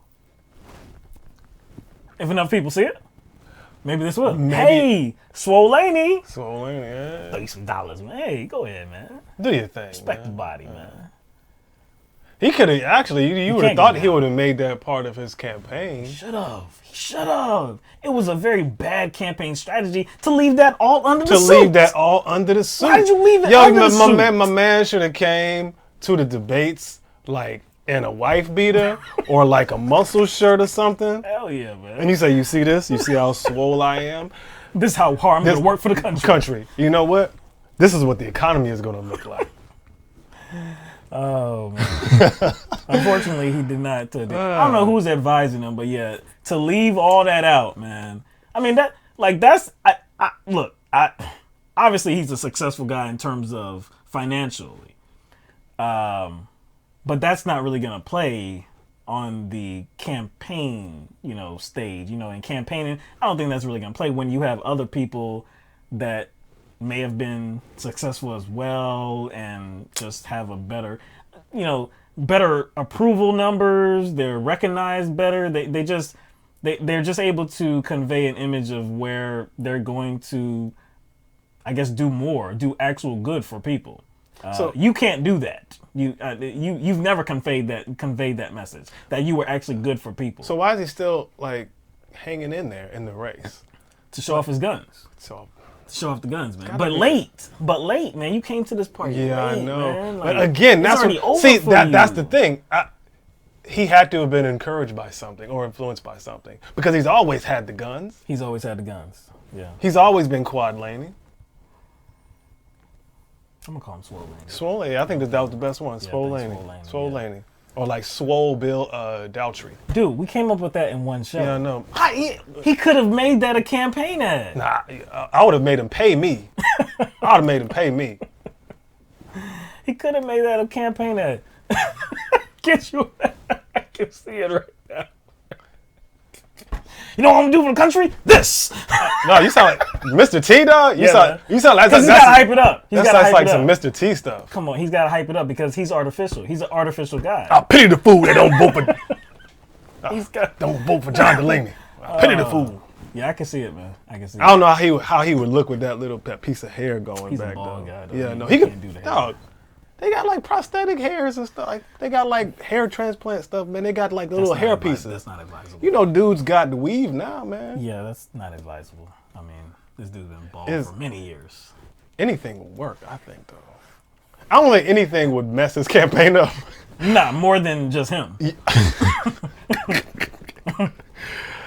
Oh boy. Swole Laney, man. You missed the boat, man. Swole Laney, man. Come on, damn. I know, man. You could have, you could have, whatever question you got on the debate stage, you could have like just connected it to you're working out.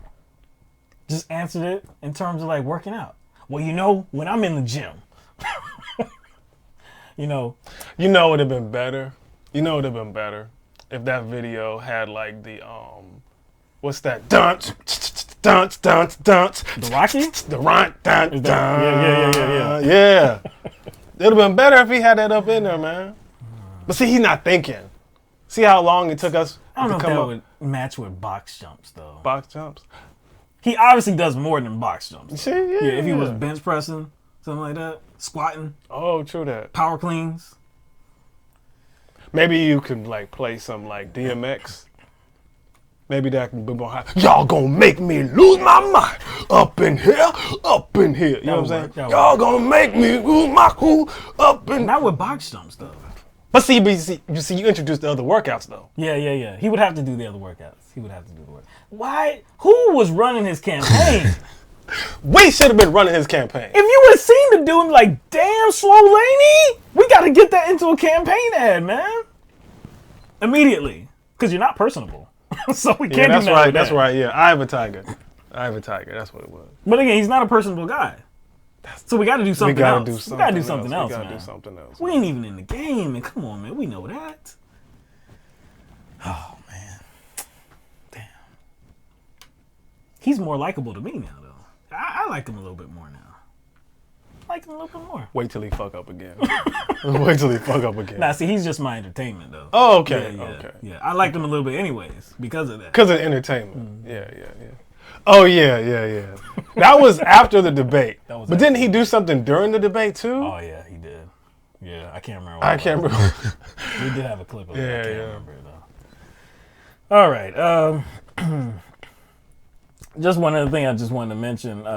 On Monday, the New York Times reported that joint U.S. Kurdish forces have resumed military operations against ISIS in northern Syria, which is weird given that ISIS has been completely wiped out. The caliphate destroyed. It's weird that the U.S. would have to team up with the Kurds again, who they greenlit their massacre on, that onslaught. They greenlit that. So what you're saying, that was almost all just political theater. It looks like it. If they have to resume operations with the Kurds to fight ISIS once again, I don't understand what all of this other stuff meant. I don't get it. Must have been for somebody else's benefit. It seems like all this stuff was stirred up to benefit somebody else. I thought the Kurds were no angels. The Kurds are no angels, man. And you know what? Maybe they had a come to Jesus moment. Maybe kind of had a change of, not just a change of heart, but a change of attitude, change of behavior, and now they are up to our standards, up to Trump standards. So a few of them had to get killed by Turkey. They had to learn their lesson. They had to learn their lesson. They had to learn their Turkey lesson. had to kill many of them. So now they're back. See, now they're back in line, and they're angels now. So now we can use them to fight. Fight for something that was supposedly finished and done and Supposed over to with. be over. Yeah. Over. But it's not over. This is why we don't, at this show, react knee-jerkingly Oh, hell no. to information. Like many others do. Hey, Trump is just anti-war. Trump is just anti-war. Hey, we need to get out of that area. Why are we in that area? Why are you against it? You're not anti-war. You agree with the establishment now. If you have anything to say about it, you agree with the establishment. And, again, this just happened Monday.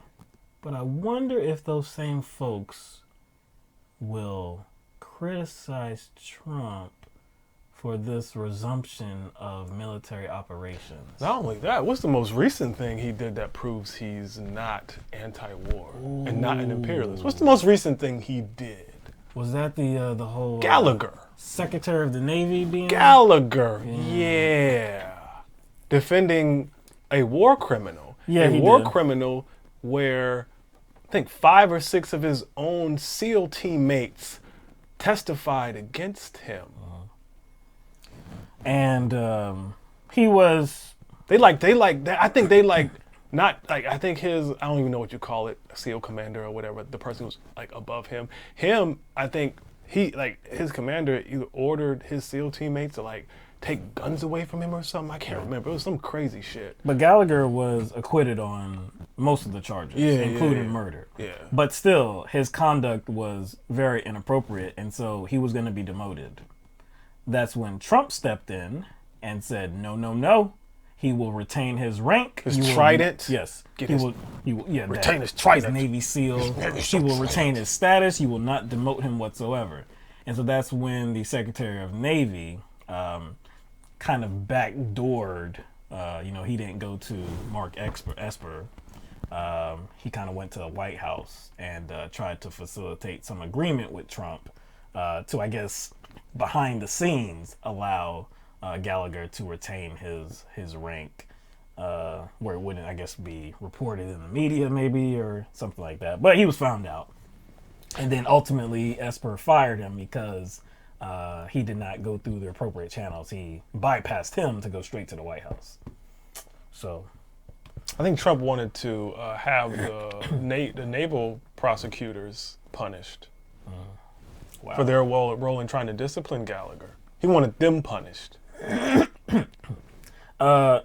Trump is only doing this for political reasons, and if you don't know that, you should hear some of the words that he said. He wants to be known as doing the most for the military.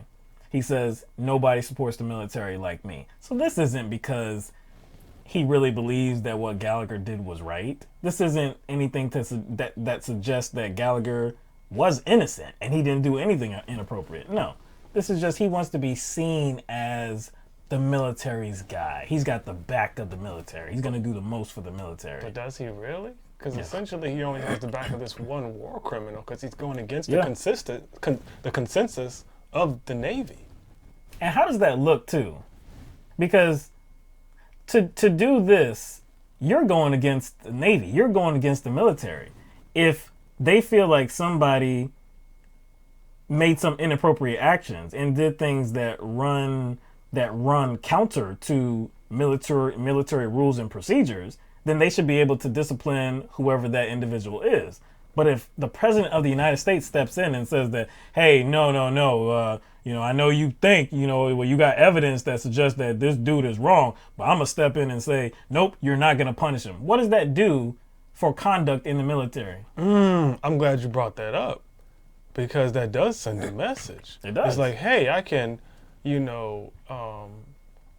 involve myself in this like heinous behavior. I can do these very bloodthirsty like acts. Right. I can commit murder. I can commit war crimes.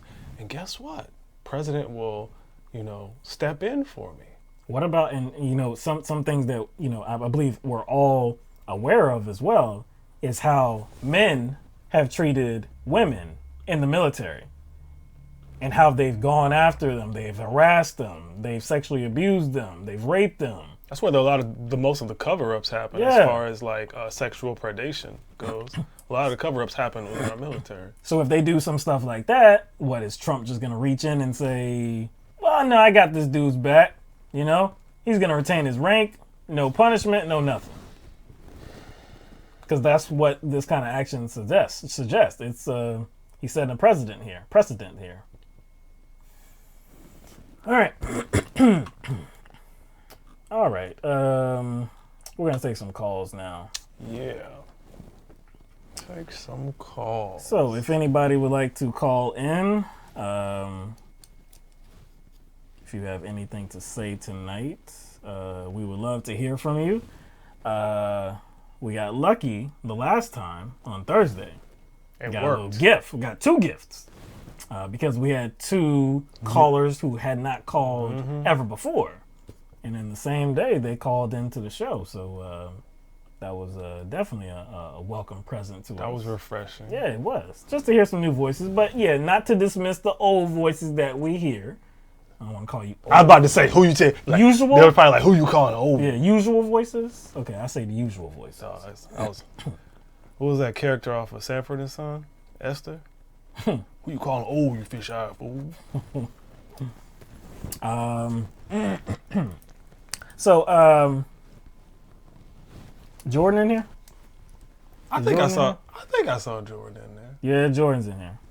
So, Jordan, saw your updated content, man. Listen to the updated content, man. It's not bad, man. You did speak up this time too. I like that.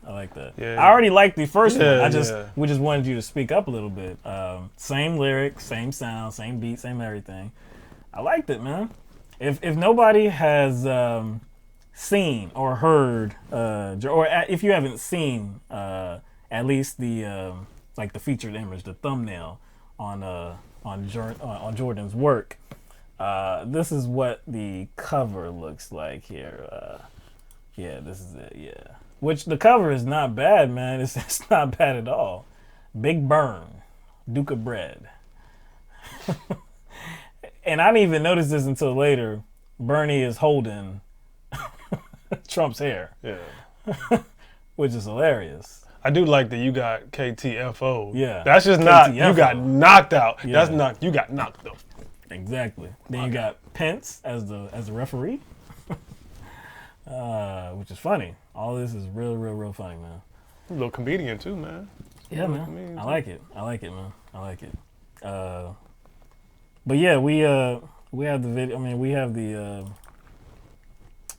the audio as well. So that's gonna be up to Jordan if you want us to play it, man. But I definitely will play it if you would like us to.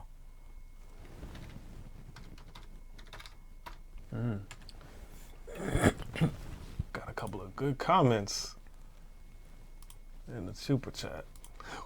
Definitely have to address those.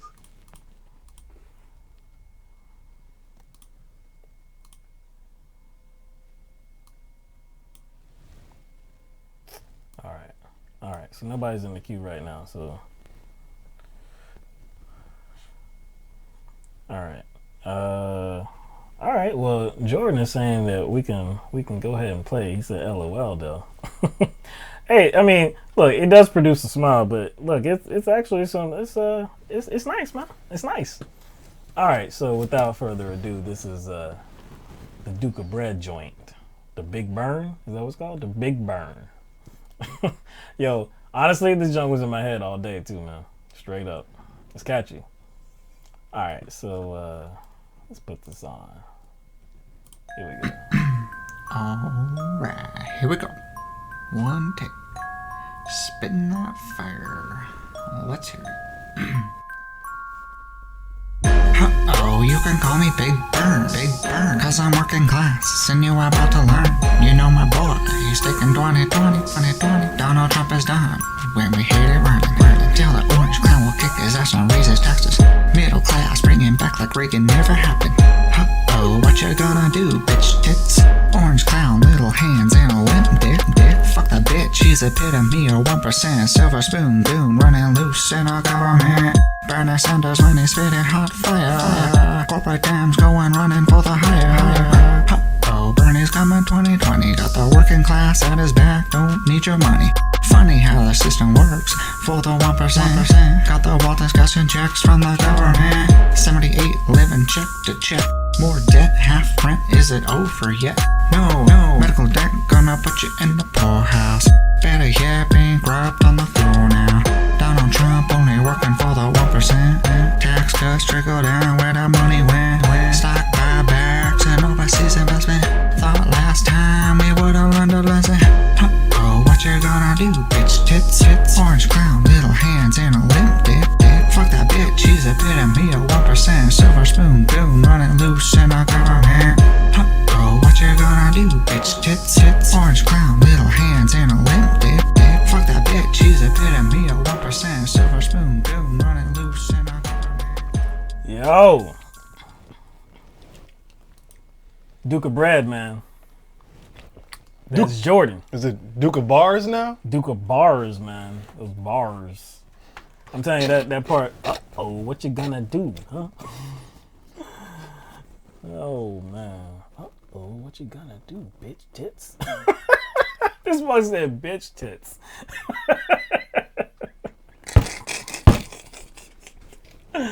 I don't think I've ever heard that combination before. No, man. that's honestly that's some white people cursing.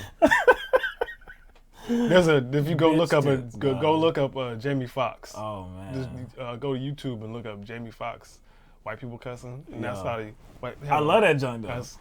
I love combining with. I would have never came up with that. Bitch tits. That's bitch tits. That's. What you gonna do, bitch tits? Oh man, that might enter the vocabulary, man. Social media too. On social media, man. No. I might have to pull that out. Man. When things get too ridiculous. Be by yourself. Nah, I'm gonna pull that out, man. With Jordan's permission, I might pull that out one day, man. It's gonna have to be a specific type of situation. Could have used it today. Nah, that didn't call for it. Nah, yeah.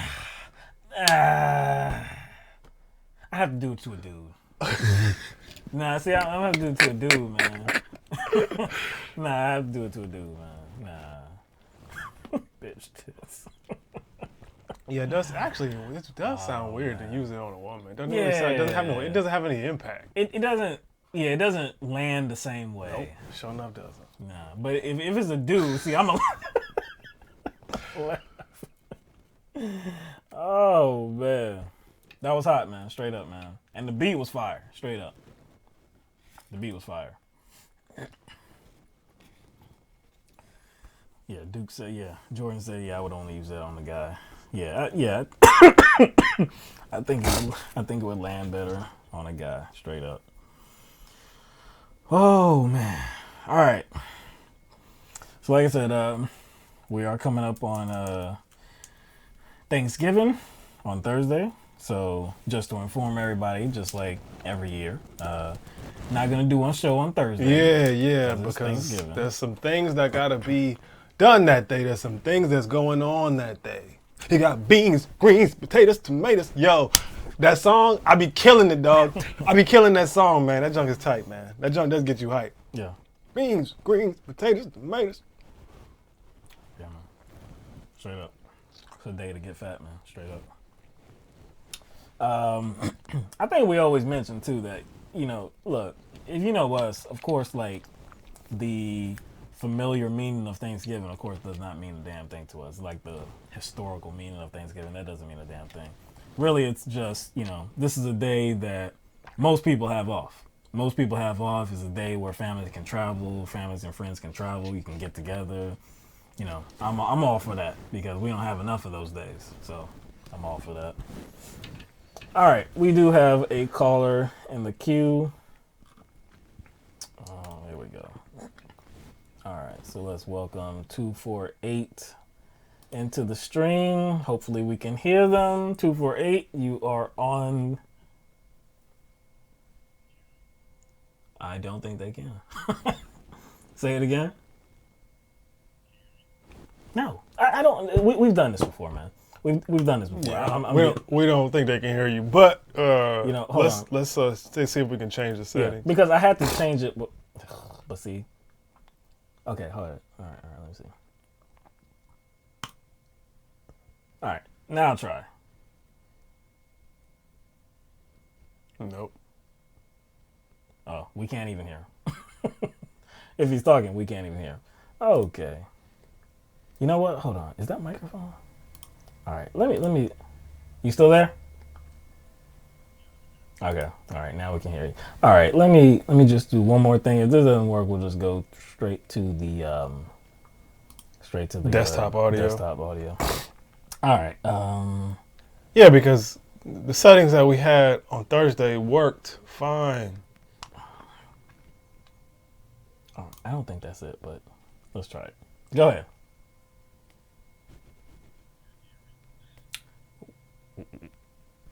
Did it go? I can hear him. No, we can hear him, but say something else. Let me try check the audio. Nope. All right. Sorry about these problems, man. But all right, let's just go straight to the. Let's go straight to the. Damn, hold up. How did I do last time? Oh yeah, I did it like this, right? All right. Bam. All right, there we go. So we just turn the volume up so y'all can hear the audio coming from the desktop, and our mics, the lavalier mics, should be able to pick the audio. It's ridiculous that this keeps happening, and when we don't change any settings. All right. Damn, you're not in the. All right, go ahead. Are we good? Yeah, we're good now. Okay. All right. This is Jason from Detroit. What's up, Jason? Hey, by the way, it's been a while.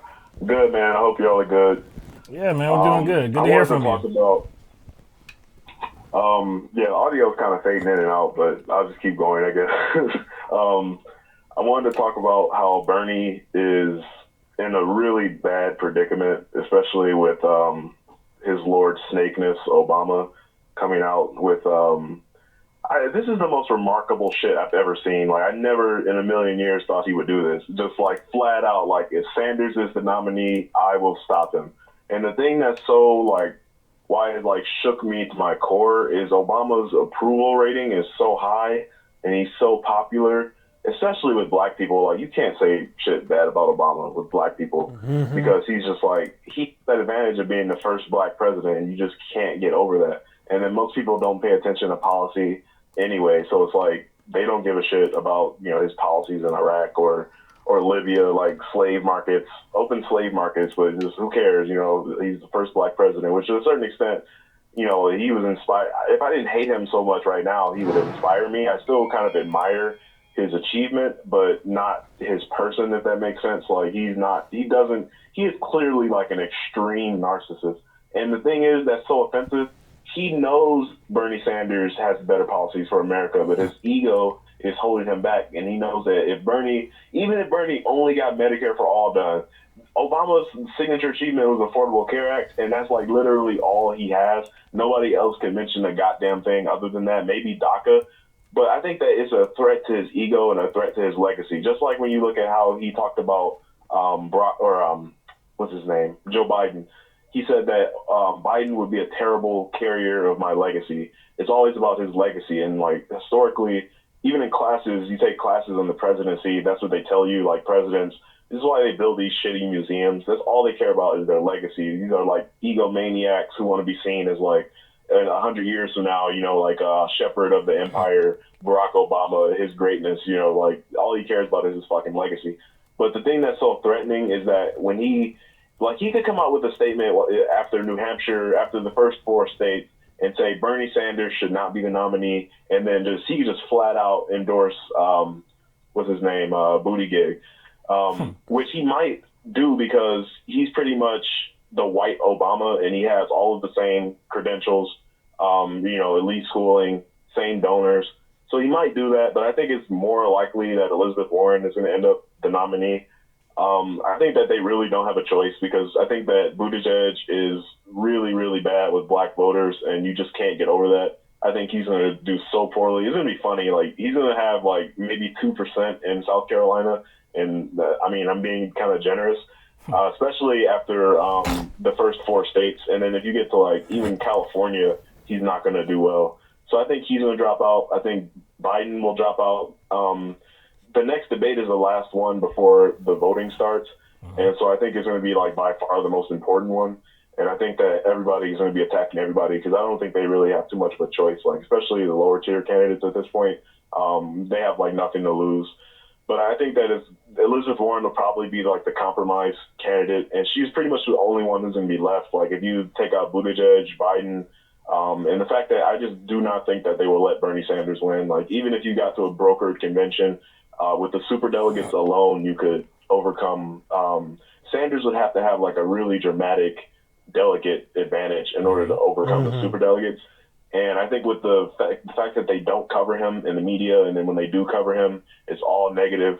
The fact that you have like the former president, the second most popular politician next to Bernie Sanders in the country, saying that he's going to do everything to stop Bernie Sanders. Even though like I love Bernie and obviously I'm going to vote for him. If Joe Biden ends up like squeaking through somehow by the grace of God, I'm not voting for him. I'll vote for Elizabeth Warren, but I mean, that's pretty much the end of my long rant and spiel. I think that they have some really powerful weapons to stop Bernie with the superdelegates and with Obama in particular. And I think it's really depressing. I think Obama's a traitor. I fucking hate him. I think he's a greedy savage. But that's pretty much it. I want to know what you think, like, if it's even possible for Bernie to overcome. I know he's tied for second with Joe Biden in some polls. He's at number 1 in New Hampshire in the most recent poll I've seen. And I know that all of these polls, when I look at the methodology, for some reason, like the latest one I looked at with Buttigieg in Iowa, 66% of the voters were over 55. And that's a bunch of bullshit because millennials will actually outnumber older voters in the next election. And so millennials were dramatically undersampled. I think it was like, 6% was like 18 to 35. It was like a really small number of people. And so I think that they definitely undersample young voters, and they underestimate. Like if Bernie could be tied for second with these shitty rigged polls, and the DNC kind of makes it so like only their approved polls count, and the approved polling places aren't places like Emerson that have really high ratings on 538. The places that the DNC has direct influence over how they do the polls, when they release them, et cetera.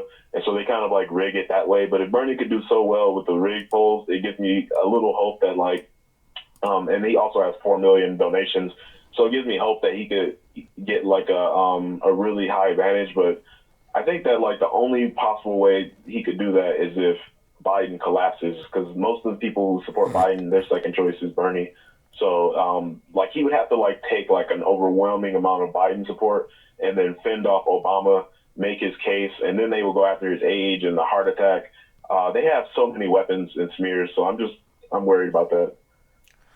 Look, I saw the story you were talking about with Obama, and reportedly he said it, behind closed doors. He said it to somebody. It was a political story, I believe, saying that, Bernie Sanders looks like he's going to be the nominee, that he would step in and try to oppose him.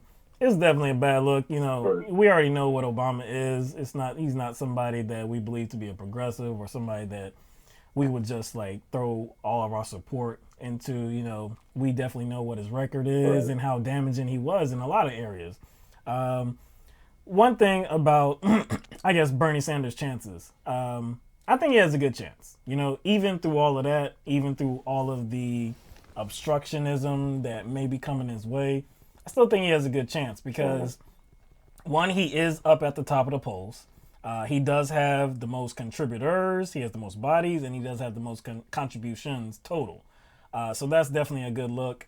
South Carolina, I'm not under no illusion that he's going to win South Carolina. I think he does have a good chance of winning the first two states. I think he has a good chance of winning Nevada. Super Tuesday is going to be very key. I think he has a very, very good chance of winning California, which is definitely the biggest prize in terms of delegates. So after that Super Tuesday, he could be in very prime position to come away with the nomination. We have no idea. But to your argument that, when it gets to the convention, and this, I guess this speaks to, if it gets to the convention and there's still maybe even 3 or more candidates, then probably nobody's going to come away with that total number of delegates that's needed to advance. But it would be a really bad look. And this is now, it would be a really bad look, especially now, given that what we're going through right now is impeachment investigations. It would be a really, really horrible look for the Democratic Party to throw themselves into this and to say that this is a lawless president, this isn't democracy, this isn't how you, carry yourself, you don't engage yourself in these inappropriate actions, this and that, right? So if they actually just go against what the people have spoken for, and they've given the delegates, most of the delegates, to Bernie Sanders, but not all of them, not to a point to where he can just, he's come away with it, he's reached that number. If the super delegates come in and take that away from him, that's an area where I don't think we haven't seen the Democratic Party go before. And it would be different than what we saw in 2016 with the super delegates behind the scenes and before that process even commenced, them all lining up for Hillary Clinton. That's a different process. If it actually gets to the convention where it's out there in public and Bernie has the lead and now you're trying to take it away from him, that's something completely different, and I'm not sure how that would play going forward. I wouldn't put it past them. I wouldn't put it past them, but I don't think of Bernie than they are of Trump. I wouldn't put it past them. I think that it's so easy to spread the propaganda. Not many people know about Bernie Sanders' rise in 2016, how significant it was, how many delegates he actually got, how the DNC screwed him. I think that's not really known at all, except for among the most fervent supporters, I guess. I think that the super delegates are the biggest threat. I wouldn't put it past the DNC at all to just say this guy isn't electable against Trump. He's 78. And I'm not confident that Elizabeth Warren can beat Trump, actually. I've seen some polls where she can beat him, but I've also seen a lot where she loses to Trump, which is kind of amazing. It just tells you how little people give a shit and how little they pay attention. The fact that Elizabeth Warren versus Donald Trump, after everything he's done, he could even be in the lead. But I think if he's up against Joe Biden or Elizabeth Warren, he has a chance. I think that Bernie smokes him, though. I think Buttigieg would be destroyed. I was talking to my brother, actually, and he was saying, Trump's tax break is going to help him soon because he's going to be moving up in tax brackets. And he is not alone. A lot of dumb people think like that. They just think, Trump has saved me money. so I'm going to vote for Trump. And they just don't give a shit about anything else because they think they have this ideology where they think, like, I worked hard in life, I made it, so why can't other people? Another guy I was talking to recently, this is a really common ideology, like, especially people who, like, grow up poor and they happen to make it.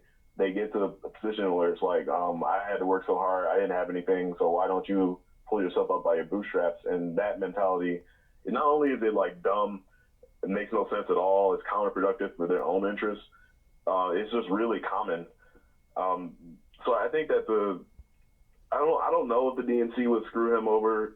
I think that, like, there's going to be a full frontal assault. There already is. I mean, they met, like, even Pete Buttigieg was at the Stop Bernie meetings with Mira Tandon and Nancy Pelosi. And I think that it'll be just intensified if it starts to look like he might win. And I think that Obama will come out against him. The entire party, like, they'll start saying, like, he's not a real Democrat again. And, like, for lifelong Democrats, especially older African Americans who really don't like him now for some reason, I think that argument resonates. But at the same time, if they screw over Bernie Sanders, they screw over like 40% of the Democratic electorate. And I just will not vote for I'm in California, so it doesn't matter right now. But if I was in Michigan, and there are others like me in Michigan and others like me in Ohio and Pennsylvania and Florida, that'll matter. And so I just will not vote if they do that to Bernie Sanders. And I don't know if I'll ever vote for a Democrat for president ever again if they do that shit. So I don't know how many people feel like that. If it's going to happen, I think the obstructionism is going to happen before the actual convention. Because I don't think, again, given what's going on right now with the impeachment hearings and the Democrats projecting themselves as they're the ones that are interested in, like, following law and order, and they're just holding this president to account. That they're taking that position, I don't know if they can. I don't know if they could, like, I don't know if they could deal with. I don't know if people would believe in them after. It would be a horrible. I think a lot of people would share Jason's sentiment if they blatantly did it to Bernie this time, like last time at the convention. Yeah. And like you said, there were different factors last time. Hillary did have more votes at the end of the day. Even though she had that superdelegate vote, she did have more votes. But if it turns out the way you think it's going to turn out, then I think a lot of people will feel the way you do, because, like, it's the second time and it was done more blatantly. So why should they even trust the nominee if they're going to do that to Bernie? Now, like, what it sounds like we're talking about Obama, it sounds like you're talking about Obama like he's a secret weapon. He's that secret weapon that could pretty much kneecap Bernie, which I fundamentally agree with, considering his approval ratings are pretty high and he's popular amongst black people. Yeah, but I think what makes it more disingenuous as far as how he's approaching this, Obama, all those adjectives you use, all those descriptions, like A1, like perfect. But it's so disingenuous because we all know what kind of campaign he ran. He ran, you know what I'm saying? He ran a progressive campaign. So it wasn't just like the message, hope, and change that was put out there. He actually had like a platform that you could say was actually progressive. So that's what makes kind of his whole inclusion. That's why it's so offensive. Yeah, that's why. Not only that, the fact that he praised Medicare for All as a good idea like a year ago, if even that long ago. And he knows about FDR and the New Deal policies. He knows what would be. It's just his ego is just that powerful, which is not surprising considering he's a politician who ran to be the most powerful man on the planet after a short term in the Illinois and United States Senate representing Illinois. He was not qualified in a very traditional sense that we like to think about it. Like if you want to consider qualifications, just like years in service and like how much experience you have just around like on committees and all that stuff. But the thing is, he's so smart and he's so aware and he's so knowledgeable about all of this that he knows exactly what he's doing. I can't speak entirely to his motivations. I think his ego is one thing. I think that he also thinks like the party can't survive without the big donors. And the big donors will certainly all turn away from the Democratic Party if Bernie is elected. And the congressmen around the country, I think what he might be thinking is like, they will suffer under a Sanders presidency because they won't be able to have the funding to compete against Republicans. And then Republicans will do the whole socialism thing. So he might be thinking about that. But if he really was that concerned about Senate seats, and like he lost over 1,000 congressional seats. I think that might include federal and state House seats and Senate seats. So he completely disengaged from the DNC while he was president and didn't help them with fundraising nearly as much as he should have. And that's part of the reason why they got walloped in the midterms several times. But I mean, presidents usually do, but that's a big part of the reason is because Obama wasn't engaged. And he completely just like kept going to the right and kept going to the right and the right. And that, I think that really hurt the donations for the people under the ticket, on the ticket who were under him, because I think that people, like if we had like the Labor Party, it's easy to just donate to any old Labor politician to support the general like unified cause. But Obama was the man, like he was people supported the person Obama, not the Democratic Party. But if the person Obama was a progressive and he pushed the Democratic Party to be like very progressive, then they could have raised a lot more money and, public opinion would have been better. People act like it's like a given that the president will lose seats in a midterm. I don't think that that's true. I think that Democrats are just really, really horrible at public opinion. And it goes to the impeachment issue also. Like, I just think it's like, yeah, Trump is a criminal. Yeah, he tried to stop aid to Ukraine to get dirt on Joe Biden. Joe Biden is corrupt as fuck, so it's like part of me wants the dirt about Biden to get out. But I mean, yeah, Trump is a criminal. Okay, if you want to impeach him on that, I can get it, but like not as the main thing you impeach him on. Like that's not nearly the most egregious thing that Trump has done. Even oh my God, he's done so much worse. There's so much worse. Like when you talked about the war criminal that he just he let go, and he not only did he make it so he didn't get prosecuted, but he also allowed him to maintain his rank, which is horrible.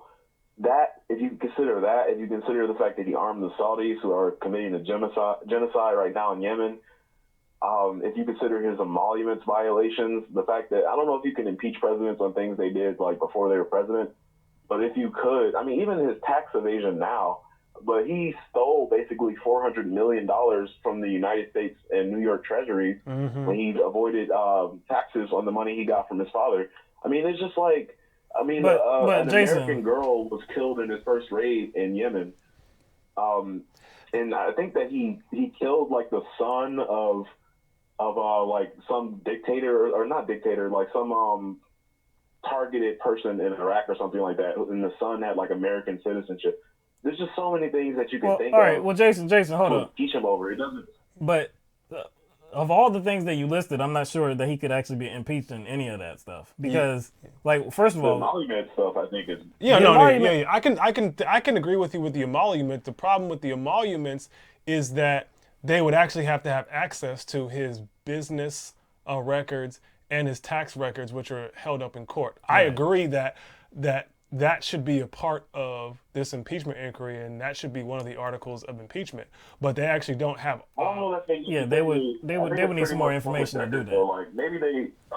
Wait, is that my echo? Oh, okay, that's my echo. I thought you were still talking. I don't know if you need to know to have his tax returns for emoluments. Yeah, you would. Because if you look at the you would need the senators to vote on it. You would need the senators to be like, okay, well.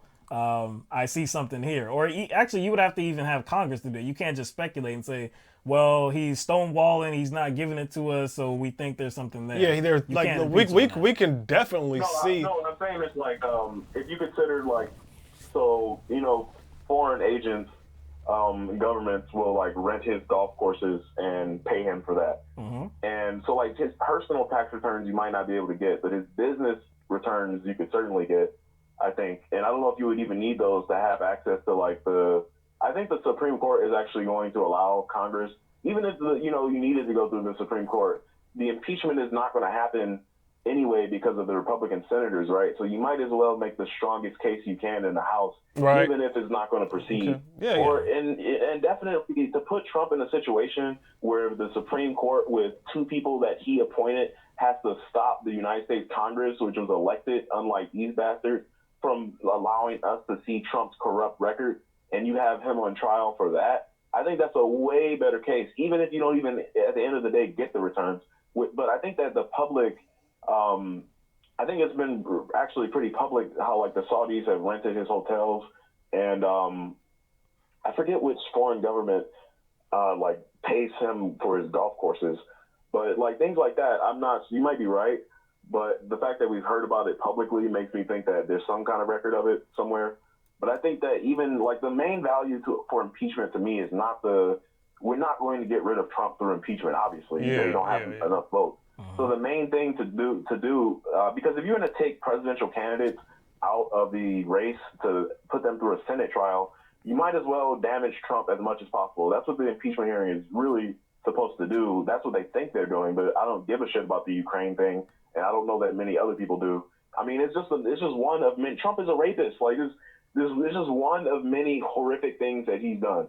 But so on that level, if you put him on trial in the Senate for his financial crimes and everything else, I think that is like a way more damaging to him than just the Ukraine thing. The only thing about that, though, again, with the emoluments, that they don't have proof of anything that he's being, because he's gone, like, there's been a court case in this and it's been dismissed. I think it's back on right now, but still it hasn't really moved as fast as we would have liked to see it. But hold on, one other thing. Hold on, Jason. Right now, Democratic House investigators are able to say this happened because we have proof of it.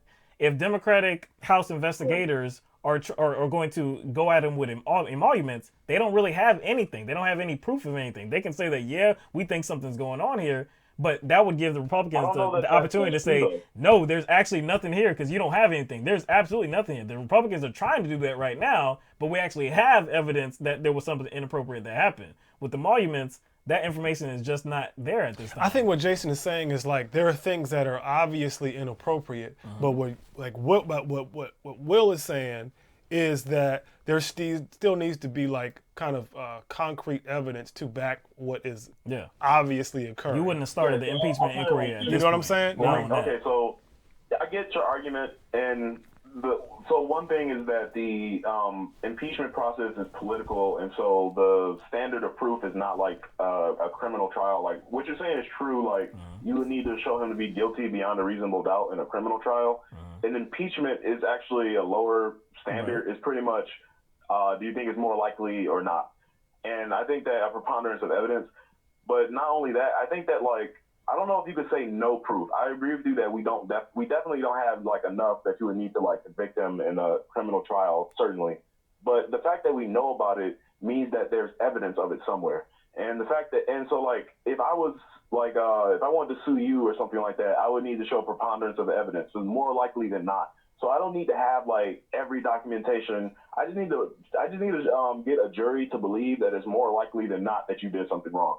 So I think emoluments, like, you're right that if they say, like, okay, we need to have, like, down to a T perfect record of everything so we can convict him as if it's like a criminal trial, then yeah, we don't have enough.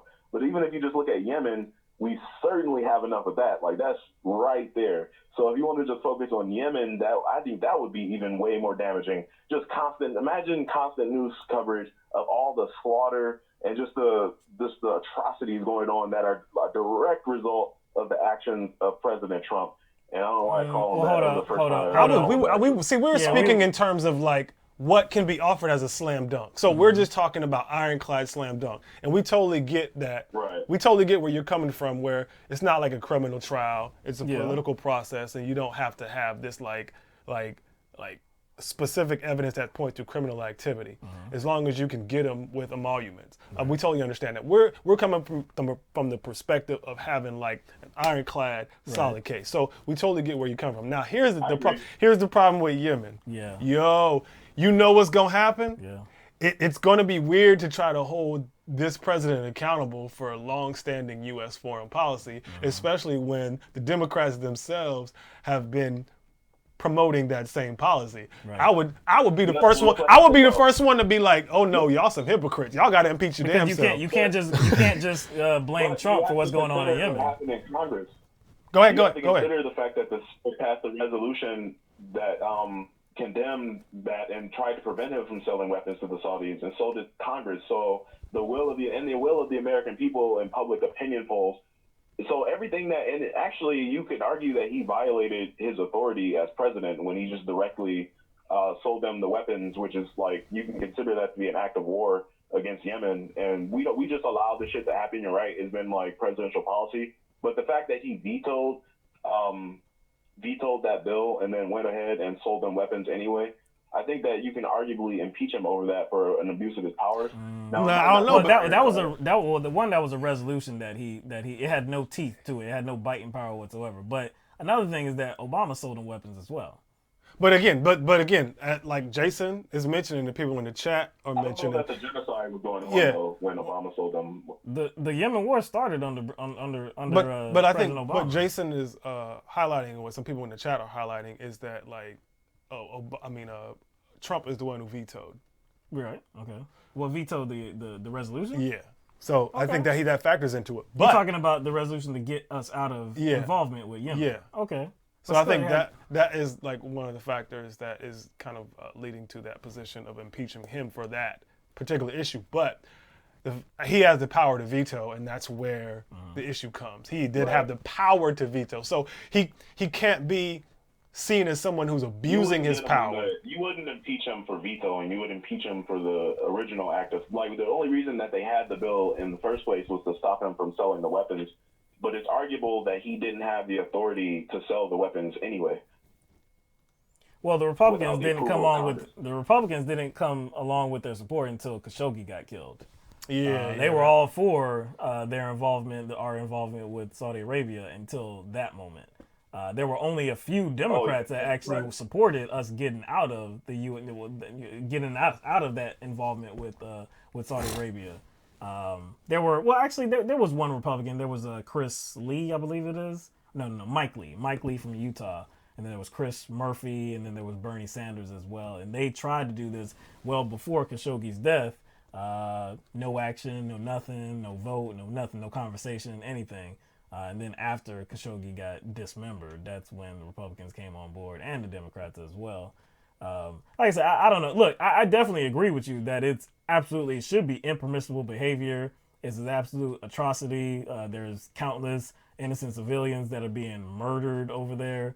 And that's with our involvement, definitely with our involvement, no matter if we're actually on the ground or not.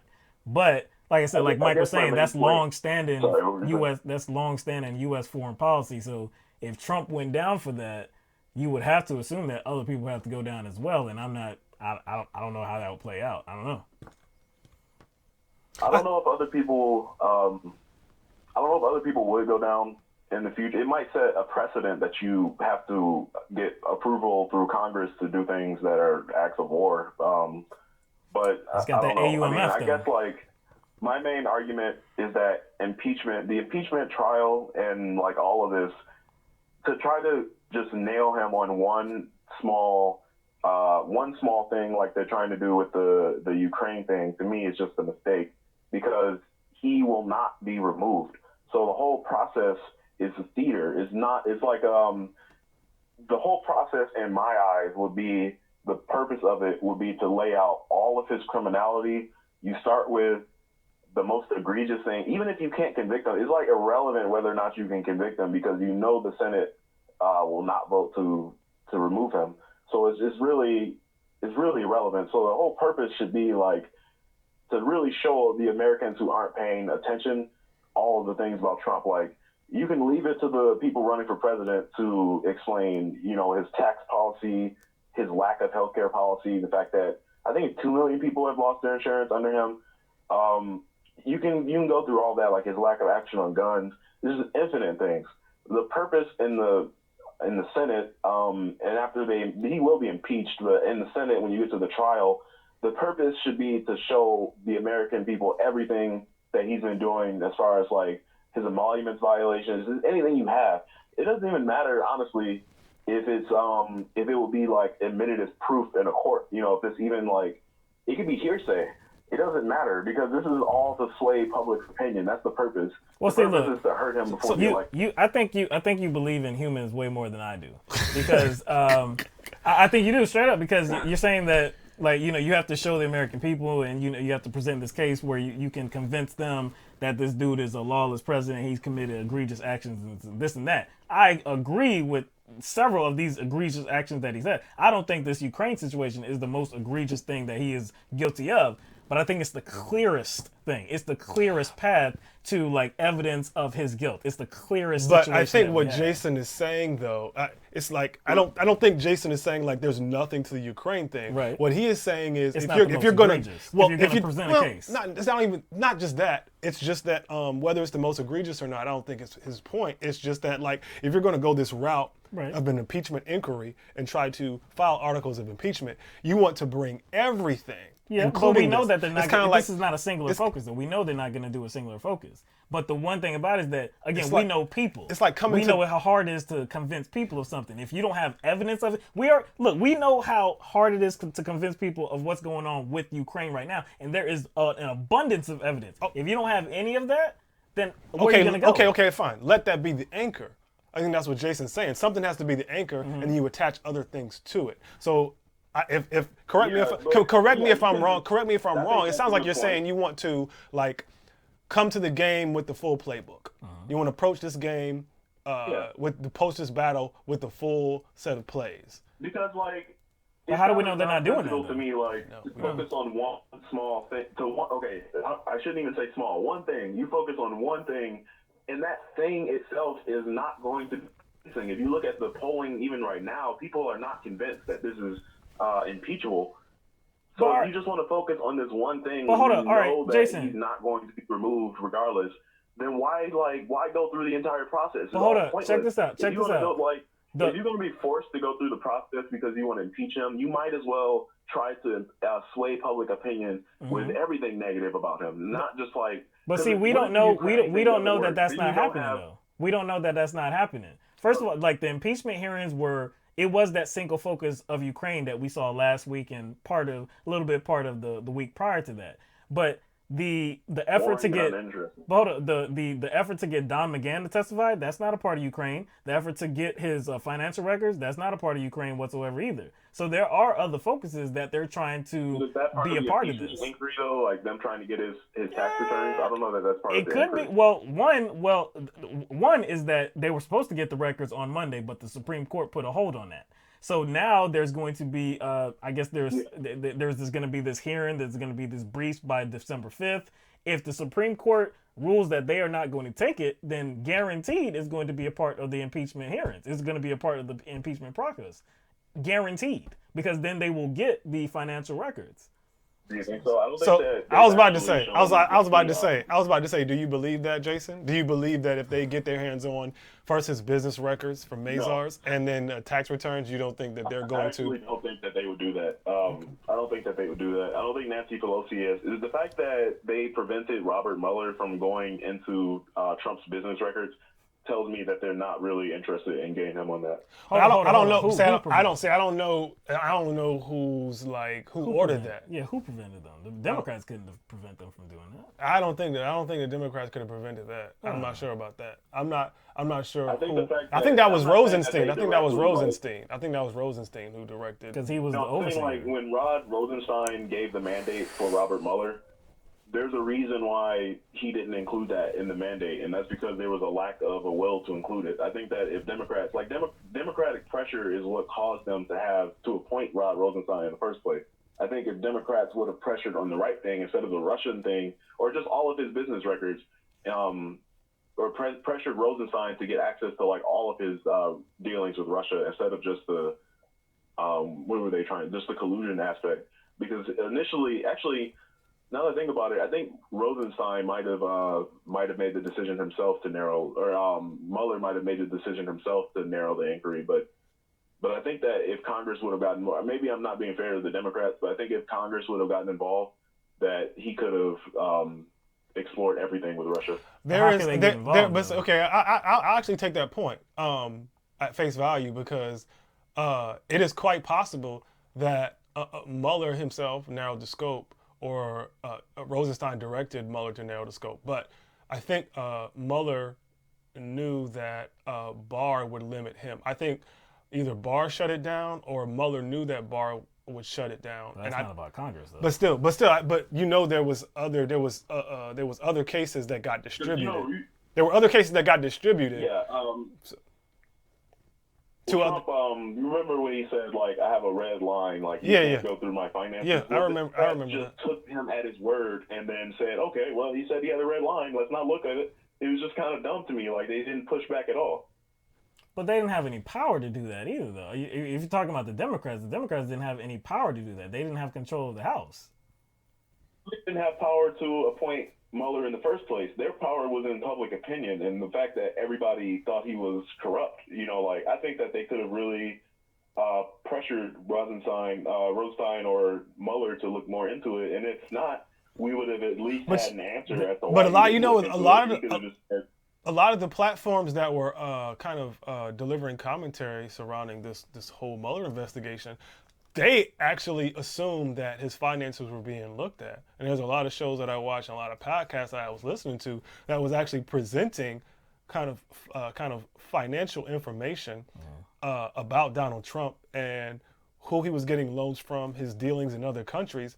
And there was this assumption that this was running alongside Mueller's investigation. So they were presenting all this very deep information, and I think the audiences of all these podcasts and shows on whatever alternative media and some in mainstream media had this assumption that this commentary that they were offering was actually tangential to something Mueller was doing, because most of what Mueller was doing was kind of behind closed doors. We didn't know. Let me say something about the Republican, because Jason made a point that, the whole investigation started because of public pressure, because the Democrats were putting on that pressure.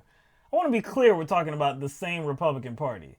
The Republican Party was pressured by the Democrats when, look, there was a lot of pressure on the Republicans. No, I don't think it was the party. I think it was Rosenstein. But Rosenstein's a Republican, though. Right, but I think that he is a career prosecutor first and foremost, and a career member of the Department of Justice first and foremost. And I think that's the only explanation I could have as to why he would even appoint Robert Mueller in the first place. Or I'm just saying I can't put that on the Democrats, because I know what the Republican Party is, and it doesn't matter what the Democrats say. But you can put it. I think that's fair to not blame them, but it's also, I think, a fair point to make that they didn't push his red line thing, and they didn't make the case that they should be looking into his financial dealings with Russia. They only focused on collusion. Even if they couldn't get the prosecutor to look into that, they should have at least been telling people, like, hey, looking into this, this might not go anywhere. Maybe we shouldn't talk about collusion. That's not going to go anywhere. Maybe we should be talking about his millions of dollars in business dealings with Russia. And even in Saudi Arabia, he opened 27 businesses. So Kyle Kalinske says, but I remember reading an article shortly after he was elected about the same thing. So I take him at his word with the number.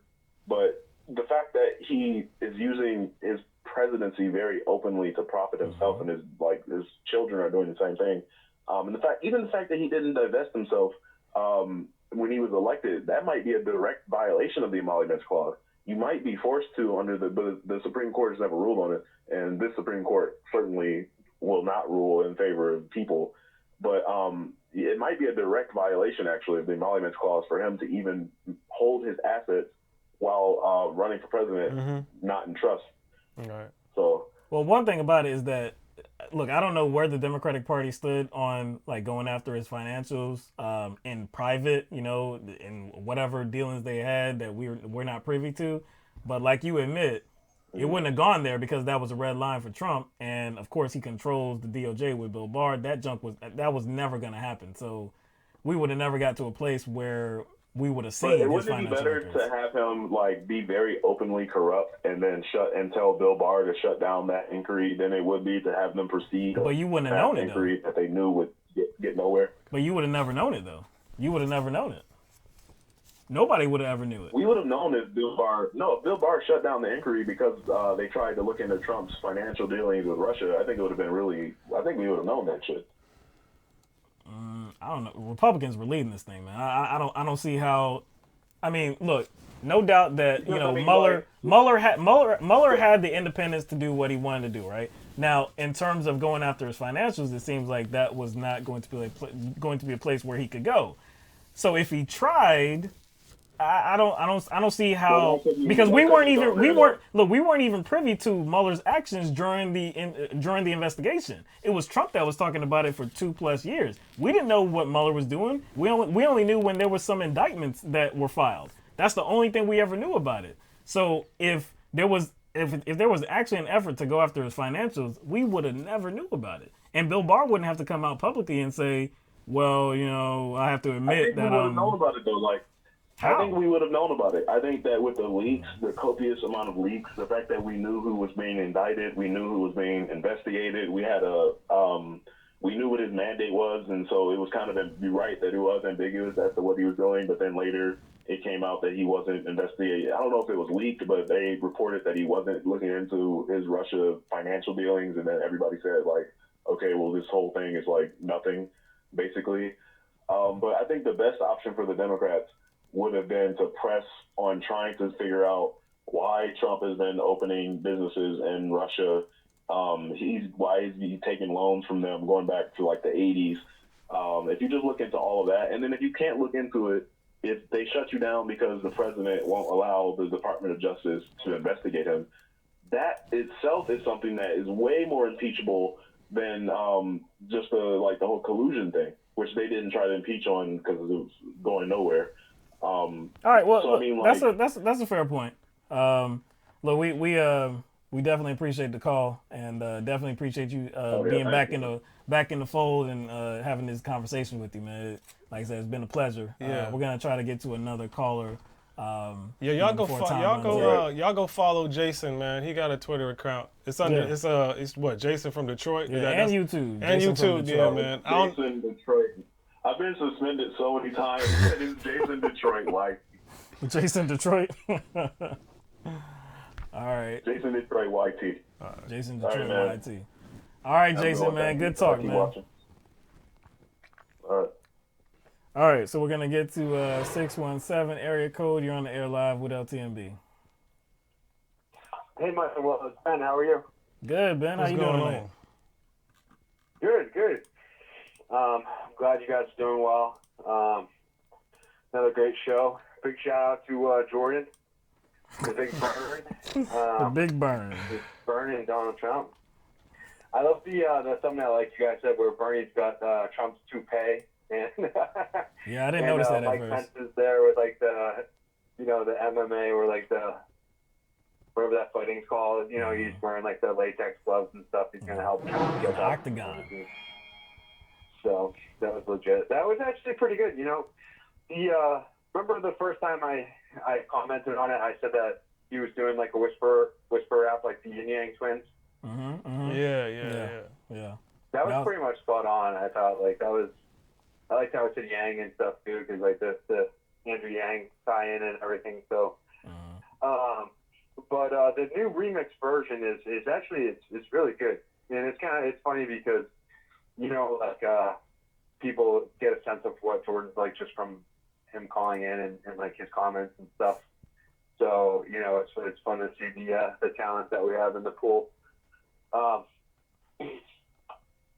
I had a couple of comments I wanted to go over with you guys. One is, how Nunez and Jim Jordan and especially Trump always says that so-and-so is a never Trumper. Yeah. So the Nunez is an always Trumper and Jim Jordan is an always Trumper. So basically you've got either you're a never Trumper or you're an always Trumper. So in one camp, the always Trumpers, we have pretty much Lindsey Graham. Oh, yes. Jim Jordan. He's kind of always. Devin Nunez. Well, he's now always. He's now always. They're always Trumpers. Yeah. I mean, Lindsey Graham, he still is.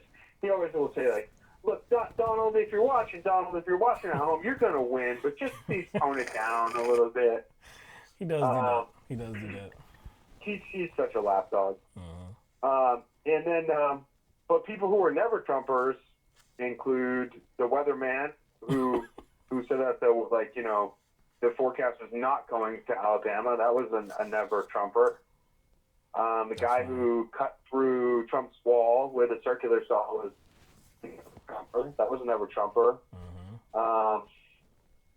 Like the pool man who comes over to test your pool water is a never Trumper if Trump doesn't get what he likes, the result. So that was kind of like the whole thing. It's either like the always Trumpers or the never Trumpers. And then in terms of Biden Trump saying that Biden was corrupt and because he got his son a job on the board. I just want to go through a couple of people. We have Secretary of Education Betsy DeVos, who is a education loan shark, donated millions of dollars or hundreds, I don't even know, hundreds of millions. Her family too. It's not just her. It's her and her family. Yep, her and her family, and then you've got her brother Prince, and then you've got senior advisor to the White House, Jared Kushner, who is responsible for peace in the Middle East. That's pretty prestigious, right? Peace in the Middle East. Jared's got that job. Yeah. And then you've got the Saudi arms deals where Trump says he's going to, do that because they're good payers and they rent floors from him in his apartment. And then you have his daughter with the Chinese patents, and of course himself with the trip to Ireland and having Mike Pence go to Ireland, and then he wanted, of course, to have the G7 or G8 at El Dorado. Is it the G8? Is it? G8. It was at the G8 at Doral. Yeah, Doral, yeah. Yeah, he wanted to make it the G9 and have Russia there. And I don't want to be a McCarthyist, like spear merchant with people like Aaron Mate and Jimmy Dore. But like one thing is they all are like regular contributors to RT. So I don't see how you can be a contributor to RT and not like kind of let that seep in a little bit. If they're sending you checks, like you're really going to be like against Russia on everything. No, that's I don't think that's unreasonable, considering that we always talk about where people's checks come from and that influencing like how they deliver commentary and what commentary that they deliver. I don't think that's unreasonable, and I think people don't need to be scared. For number one, like all criticism of Russia and or Putin doesn't equate to Red Scare McCarthyism, just like how all criticism of Israel doesn't equate to anti-Semitism. It's just that maybe certain people have overused Russia and overused Putin as the boogeyman in certain instances, and that I can agree with. But that doesn't mean they're just all good and innocent and nothing's going on. I don't think people need to be scared of that and talking about it. Yeah, I mean, Aaron Mate, it's just like it's constant with him and Jimmy Dore. It's always just like, yeah, Trump did nothing wrong. Let's just, just anything that he's done is just, it's okay. Like, oh yeah, I think he's an idiot, but like, yeah, he's fine. So the booty jig, we talked about the booty jig the last couple of shows, the booty bounce, the booty dance. Yeah. And Pete Buttigieg did his best. He was kind of like the precursor to Jay-Z. You remember when Jay-Z came in to the NFL and he said that the reason that there was a problem with police brutality was because in the black community there's not enough fathers as role models. And then Pete Buttigieg was ahead of his time and said that about 5 years ago, was talking about like the same garbage. So basically, you guys probably saw that, but I don't think you actually specifically covered that, right? No, we didn't. Yeah, that was what, 5 years ago? How long was that ago? Yeah, so like yeah. Yeah, I saw. think it was in 2011, if I'm not mistaken. I saw that video. He said something like young black, males. Or I don't think he just specified males, but talked about underserved individuals, people in underserved communities not having an example. Yeah. You know what I'm saying? To show them that education is valuable, stuff like that. Yeah, I saw that. Ben, you got about a minute and a half left. All right, the last thing I want to say is that we've had a great year in dancing. I know we kind of talked about that. the last few shows too. We have the Pete Buttigieg High Hopes dance. We've got AOC's dance. Remember, she was dancing on the rooftop. That was better. That was better. Yeah. At least it was based on something. Yeah. Then we have Trump dancing with Epstein. They were doing like the Elaine dance from Seinfeld. They were kind of both working on that. We've got the Buttigieg, Kamala Harris's dance. And, like, with the band. Yeah. No, the band, yeah. And let's not forget Amy Klobuchar's dance to the bongo drums. She was in the middle of like a drum circle. Oh, see, I don't think I saw that. And I think I saw it. I didn't see it, but see now the image is in my. It's already in my head now. Yeah. So, yeah. Thanks a lot, Ben. Yeah. Appreciate it. Yeah. No, and then she's not, AOC's not a presidential candidate, but the other member of the squad was caught dancing to Omar. Oh, I did see that one. I didn't see that. I did see that one. I did see that one. I did see that one.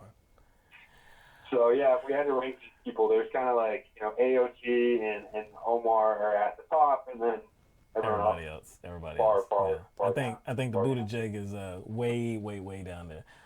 Ben is about to cut you off. I do appreciate you for calling in tonight. Glad we got a chance to hear your voice, and hope that you have a good. I already cut you off. But we appreciate you calling in. Hope that you have a good, Thanksgiving. Good. Hopefully you have a few days off, maybe at least one or so. But yeah, man. Hope to hear from you next week as well.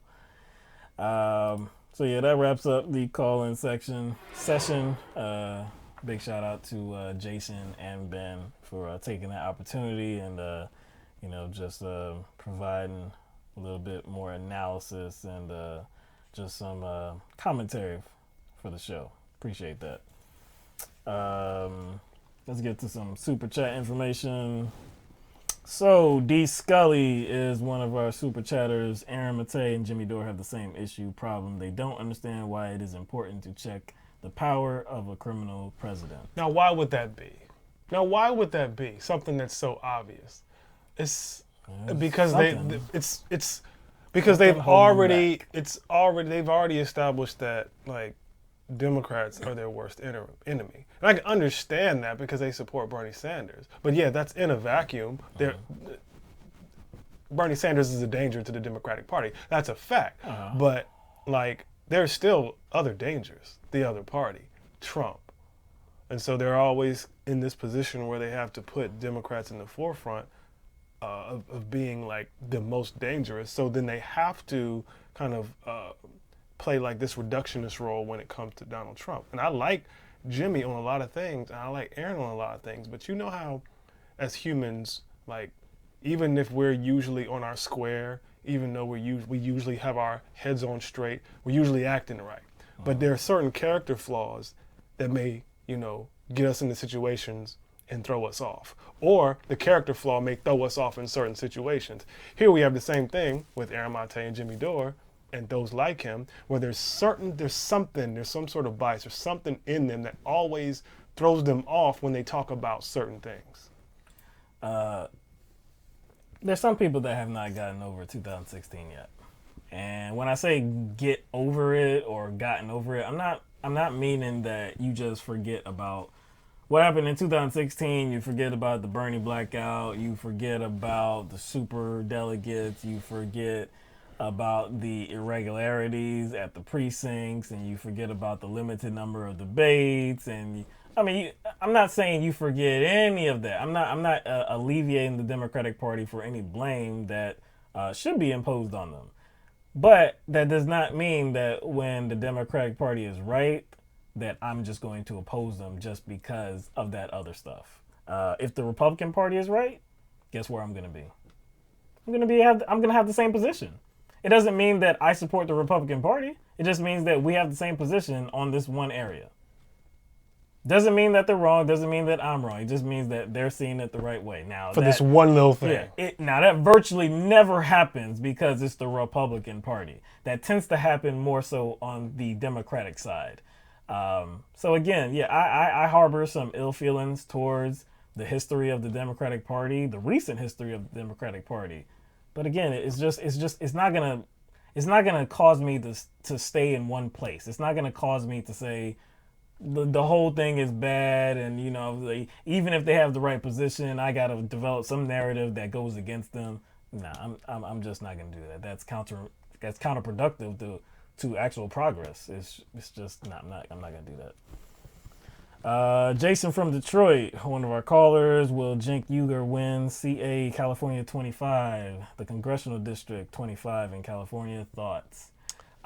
Given my personal opinion, given like the candidates that I've seen so far, I think he will win. I think he will win. And he kind of already has this established, identity and persona and a platform to push it. So it's like the audience is already there. Yeah.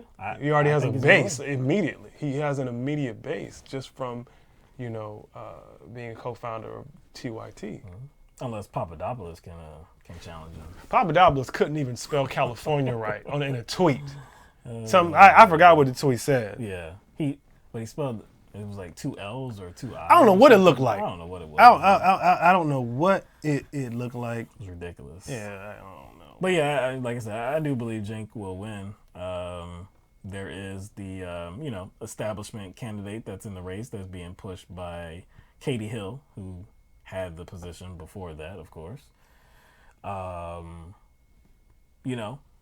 Cenk said himself, it's a purple district, so it could go either way. But given the voice that Cenk has and the reach that he has, I expect it to go his way. Maybe it won't be a landslide, but ultimately I think he will win. Been out front. Jordan is a general in the LTMB Army. I didn't know we had an army. I know, man. We had an army. Didn't know we have an army, man. But you some strong soldiers out there, I tell you that, man. D Scully again. So we got some stickers. We got a mic, and then we got a little beach umbrella with a beach and some sand, or some water, some ocean or something. That's like either a beach towel or that's sand and water. I can't tell. The colors throw me off. And then we have Moose Gal with a thumbs down and a nope. What was that? I don't know what that's about. Yeah, what was that about? It was 9/16. I don't know what we were talking about. Maybe that possibly could have been talking about John Delaney. John Delaney, maybe, yeah. Possibly. That was at the end of the show. You mean Swolaney? Yeah, Swolaney. Swolaney. We actually around that time we were talking about Jordan too. Oh, you throwing shade? You throwing shade at Jordan? Oh, that's that's when we were playing the song. Hope you ain't throwing shade at Jordan. I don't know. Something else came through. Something else just came through. Ben just came through, but Ben, don't believe everything RT tells you about themselves. Most media organizations, including our own, whether MSNBC, CNN, they will run legitimate stories and cover certain topics legitimately, where you can't argue with anything. They'll source it properly, but that doesn't mean you don't look at them with a side eye. You see what I'm saying? So they involve themselves in legitimate reporting and propaganda. That's why you got to watch out for them. That goes for any media outlet. So I don't like when people share me stuff from RT and like, see, this is so good. This is good. But I was like, you know how much propaganda I've seen them push? You know how much right-wing propaganda I've seen them push? Like, stop that, man.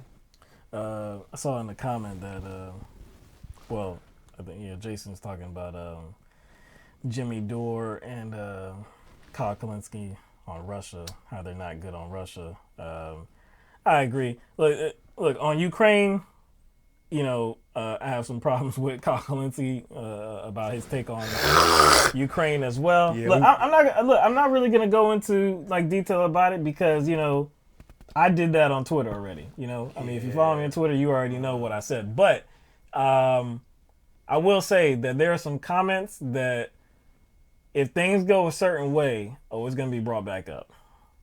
If things go a certain way, you got it in your back pocket. Yeah, it's in your back pocket. Yeah. Really, what I want, keep the same energy. Keep the same energy. Please don't change that energy.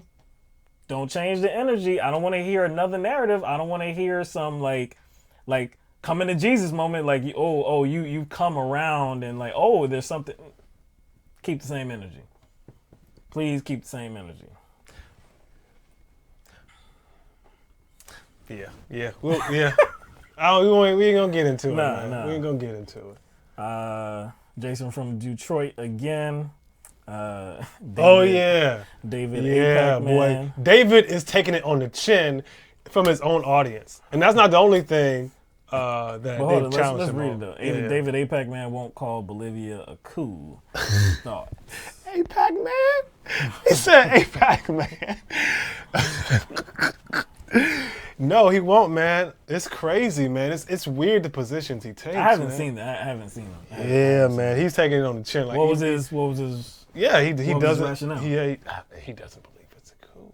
Then what is it? Because a lot of people have kind of pointed to like the election process, but they don't understand the election process. Doesn't sound like he understands the election process.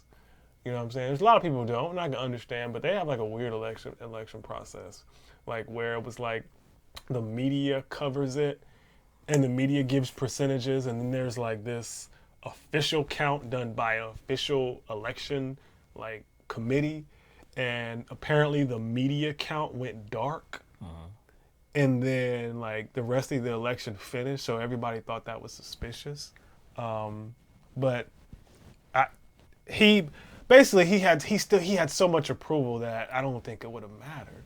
He had so much approval, and he actually wanted like to do like a recount. They stopped it. That's the problem. They stopped it. Overthrew him with the military, which is a coup. Yeah. Cool. I like Jordan's categorization better. Sorry, Ben. He said, I am a duke in the LTMB kingdom. I like that better. You don't like that better? I guess. I mean, it's good. It's good. Because why we got an army? Oh, true that. Yeah. True that, Duke. Yeah. General Sal's chicken.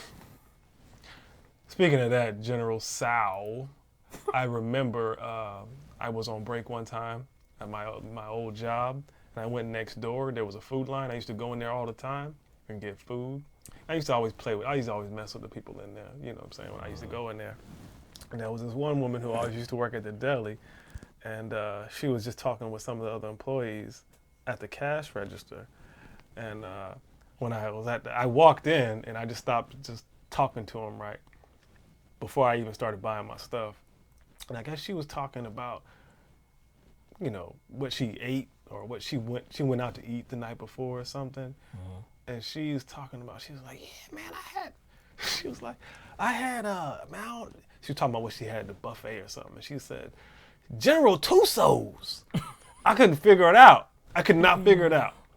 She was talking about how she was like, yeah, they had something called General Tusso's. And I was like, what was she talking about? Because she said sesame. She said sesame chicken. She said orange chicken. She said chicken on a stick. She said this. She said whatever they have. And then she said Tusso's. I was like, what is she talking about? Tusso's. And I said, talking about General Sal? And she was like, huh? And she was like, I was like, yeah, I think it's pronounced Sal. And she was like, oh, I didn't know that. So from that, General Sue, I think. General Sue, Sal, Sue, something. And then I definitely didn't say Tuso. Yeah, I did. I knew it wasn't Tuso. It wasn't close to that. So every time I go in there, like to get something to eat, she would be in like deli, and I would just walk by and I'd yell out Tusos, and she would yell back Tusos. So that was a thing between me and her. So every time somebody brings up that particular food, it always reminds me of that situation. How long ago was that video with David Pakman? Because I don't see it was in one of his recent videos. 4 days. It's gonna be go back further.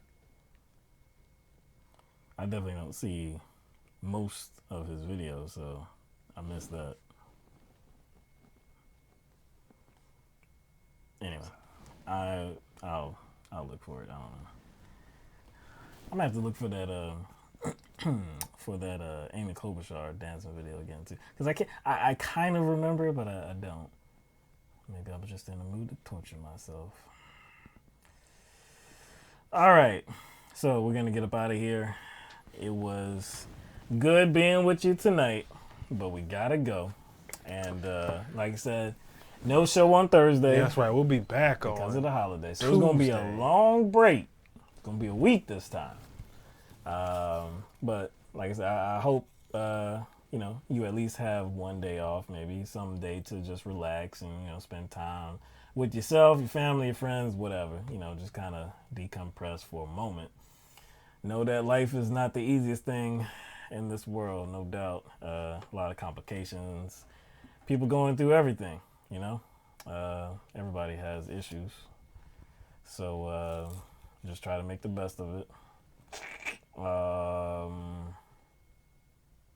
See, I'm trying to think of anything else I got. A week is a long time in the news. A week is a very long time in the news. Oh my gosh, a week is there's there's dog years. Yeah. There's gotta be like news cycle years. So when we come back, it's gonna be December 3rd.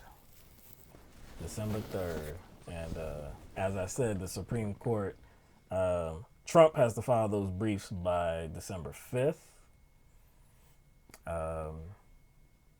There's other things going on. Of course, next week, I don't know if it's a particular date yet either. I'm not sure if there's a particular date for the House Judiciary Committee, their public hearing in the impeachment inquiry. I'm not sure if it's a particular date. I just know that it's next week.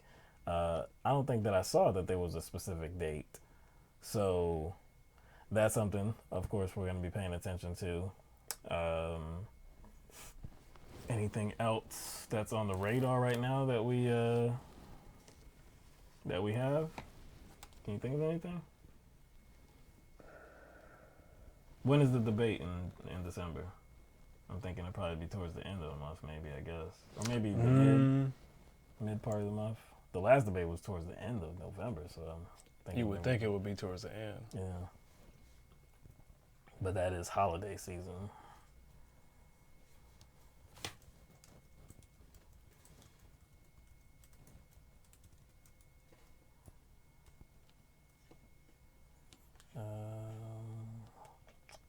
December 19th. December 19th. December 19th. As of right now, I think 6 candidates have qualified. Biden, Buttigieg, Kamala Harris, Amy Klobuchar, Bernie Sanders, and Elizabeth Warren. No Tom Steyer.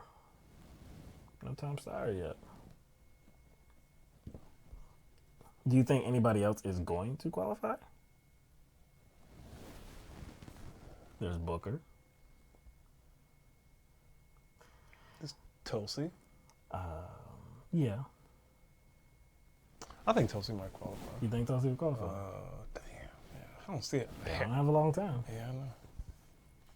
I wonder what is the criteria the same as the... Okay, hold on. Let's see. Yeah, it's the same... No. It can't be the same criteria because if it was the same, then they would have already qualified. Yeah. So it's got to be 4% or more in at least 4 national or early state polls. Was it 3 last time? Yeah, I think it was 3. I can't remember, though.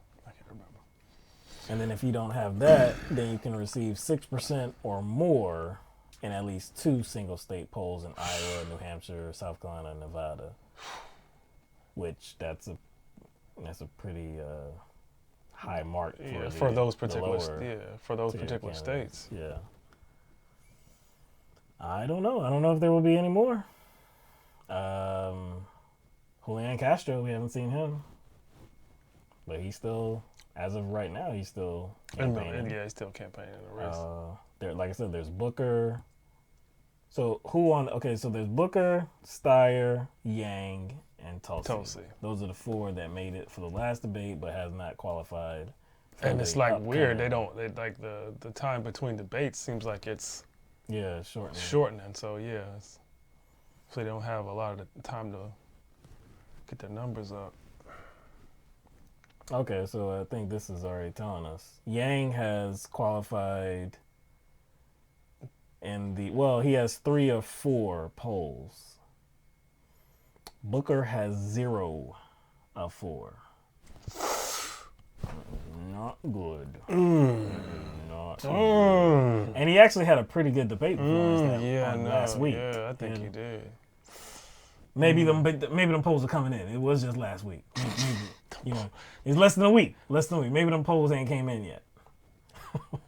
Only because you still have. I don't even see. Look, Steyer has 4 of 4. He has qualified in Poland, but he's under 200,000 donors. So he's probably gonna qualify. And Tulsi is at 3 or 4 too.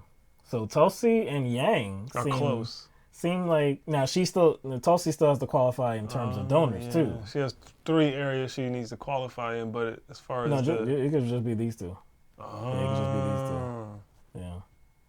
If it's not this one, it has to be this one. Yeah. Other than that, it does not look like Booker's gonna qualify, unless them polls have not came in yet.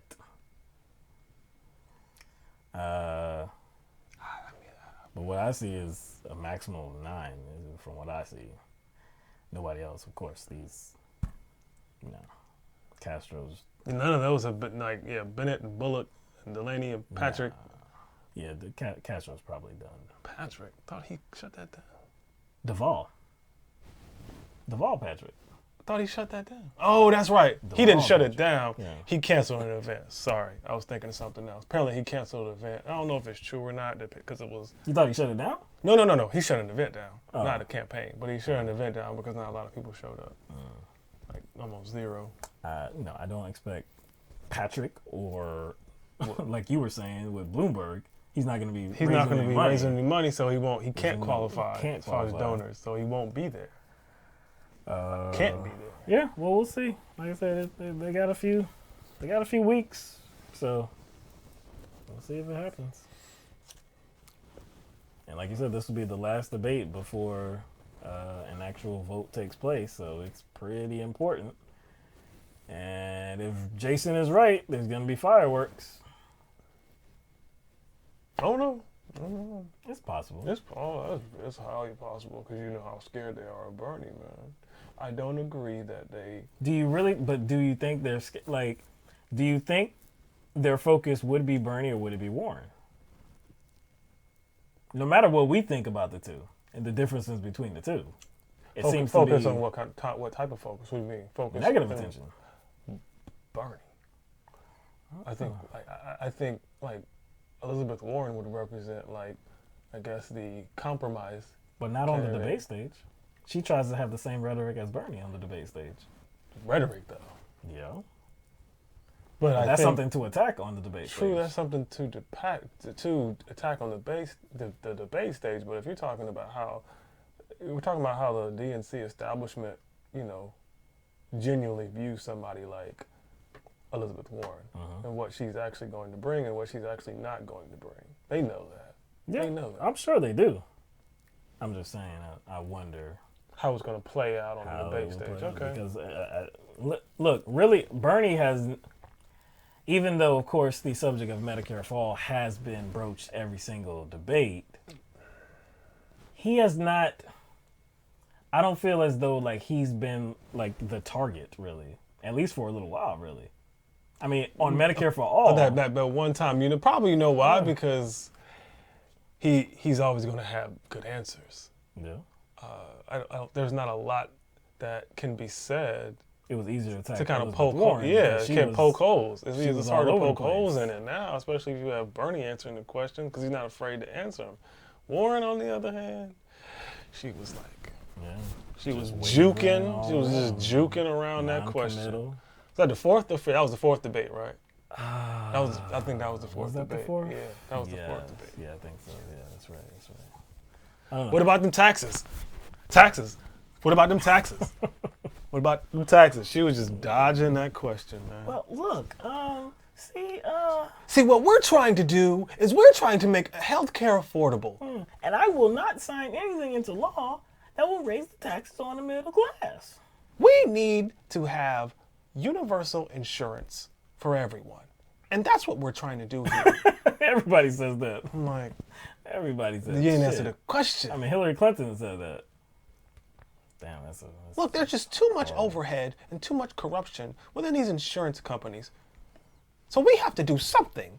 You didn't answer the question. What about the taxes, Liz? Oh.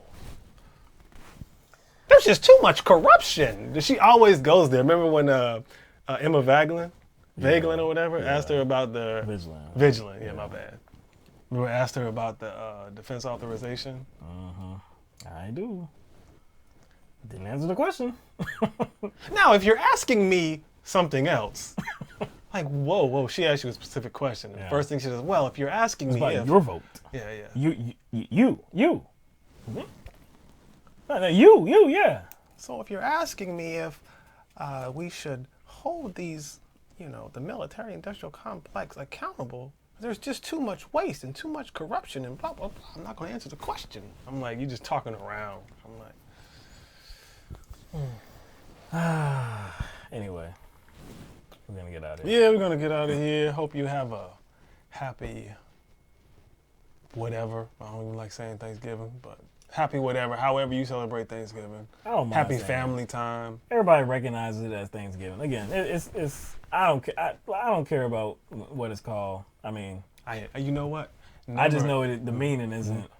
Yeah. Never in my life have my family or even my extended family brought up anything about no damn Native Americans or Christopher Columbus. Never. I'm talking about as far back as I can remember. All Thanksgivings. I'm just talking about wherever we went, even if we traveled, because it wasn't just our family, like immediate family celebrating. Oh, think about how disgusting that some families do that though. Do that. That's it. They do that. Duh, that's why it's like I can understand why some people dread this time because they know they're gonna have to go somewhere. They may not have a choice. Their family's going there, so they not to be around people, and they're gonna talk about the greatness of this day and as it concerns the formation of this great nation. Look, I still have an axe to grind, though. New York, my kindergarten teacher, I was a damn pilgrim. I was a damn pilgrim in damn kindergarten, man. That's a traumatic damn memory, man. Straight up. When I think about that, man, of course, I don't know where she is. You act like you want to find this woman or something. Damn, man. All right, the principal at the school, she's done. She passed away already now. I want to find somebody like, yo. Why'd you do that to me? Why did you do that? You know what I'm saying? You knew. I'm trying to think she was trolling you, man. Put me in a damn pilgrim. Stupid uniform.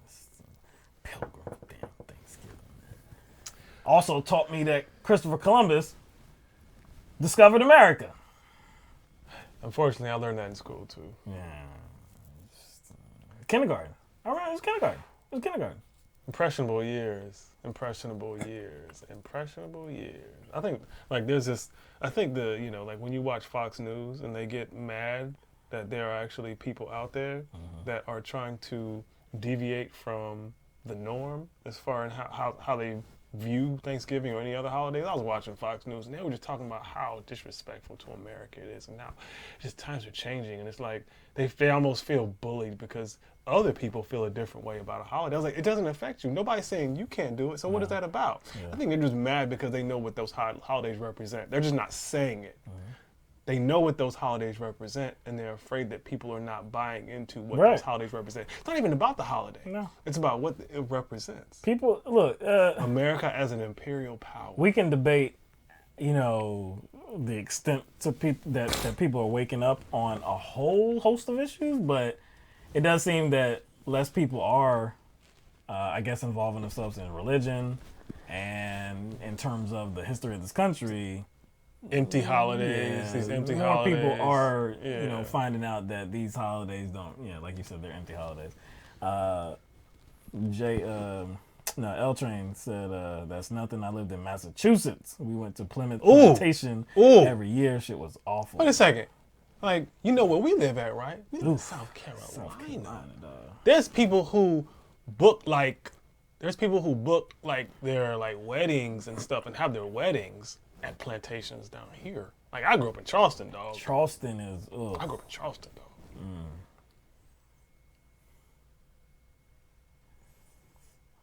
Don't they got those the cobblestone roads? In some areas, right? If you're talking about like maybe like in the Battery, close to like I've only been to Charleston like a few times. I've never really been there before. Like maybe 2 or 3 times. But anyway, all right, we're gonna get out of here. Like I said, we're gonna miss you, but we'll be back in a week. We will have much to discuss, we assume, like we always do. Everybody take care. Have a good time throughout these, days off. Well, not all these days off, but still, again, I hope you have a little bit of rest time. But we will see you on December, did I say 3rd? Did I say 3rd? Yeah, I said 3rd. December 3rd, Tuesday, 7 p.m. Eastern Standard Time. And another shout out. Don't want to forget our patrons on patreon.com. Thank you for supporting us, believing in us every single month. We don't run out of the appreciation. Always humbled by that support. So appreciate it once again. So I'm out. Peace out. We'll see you in a week.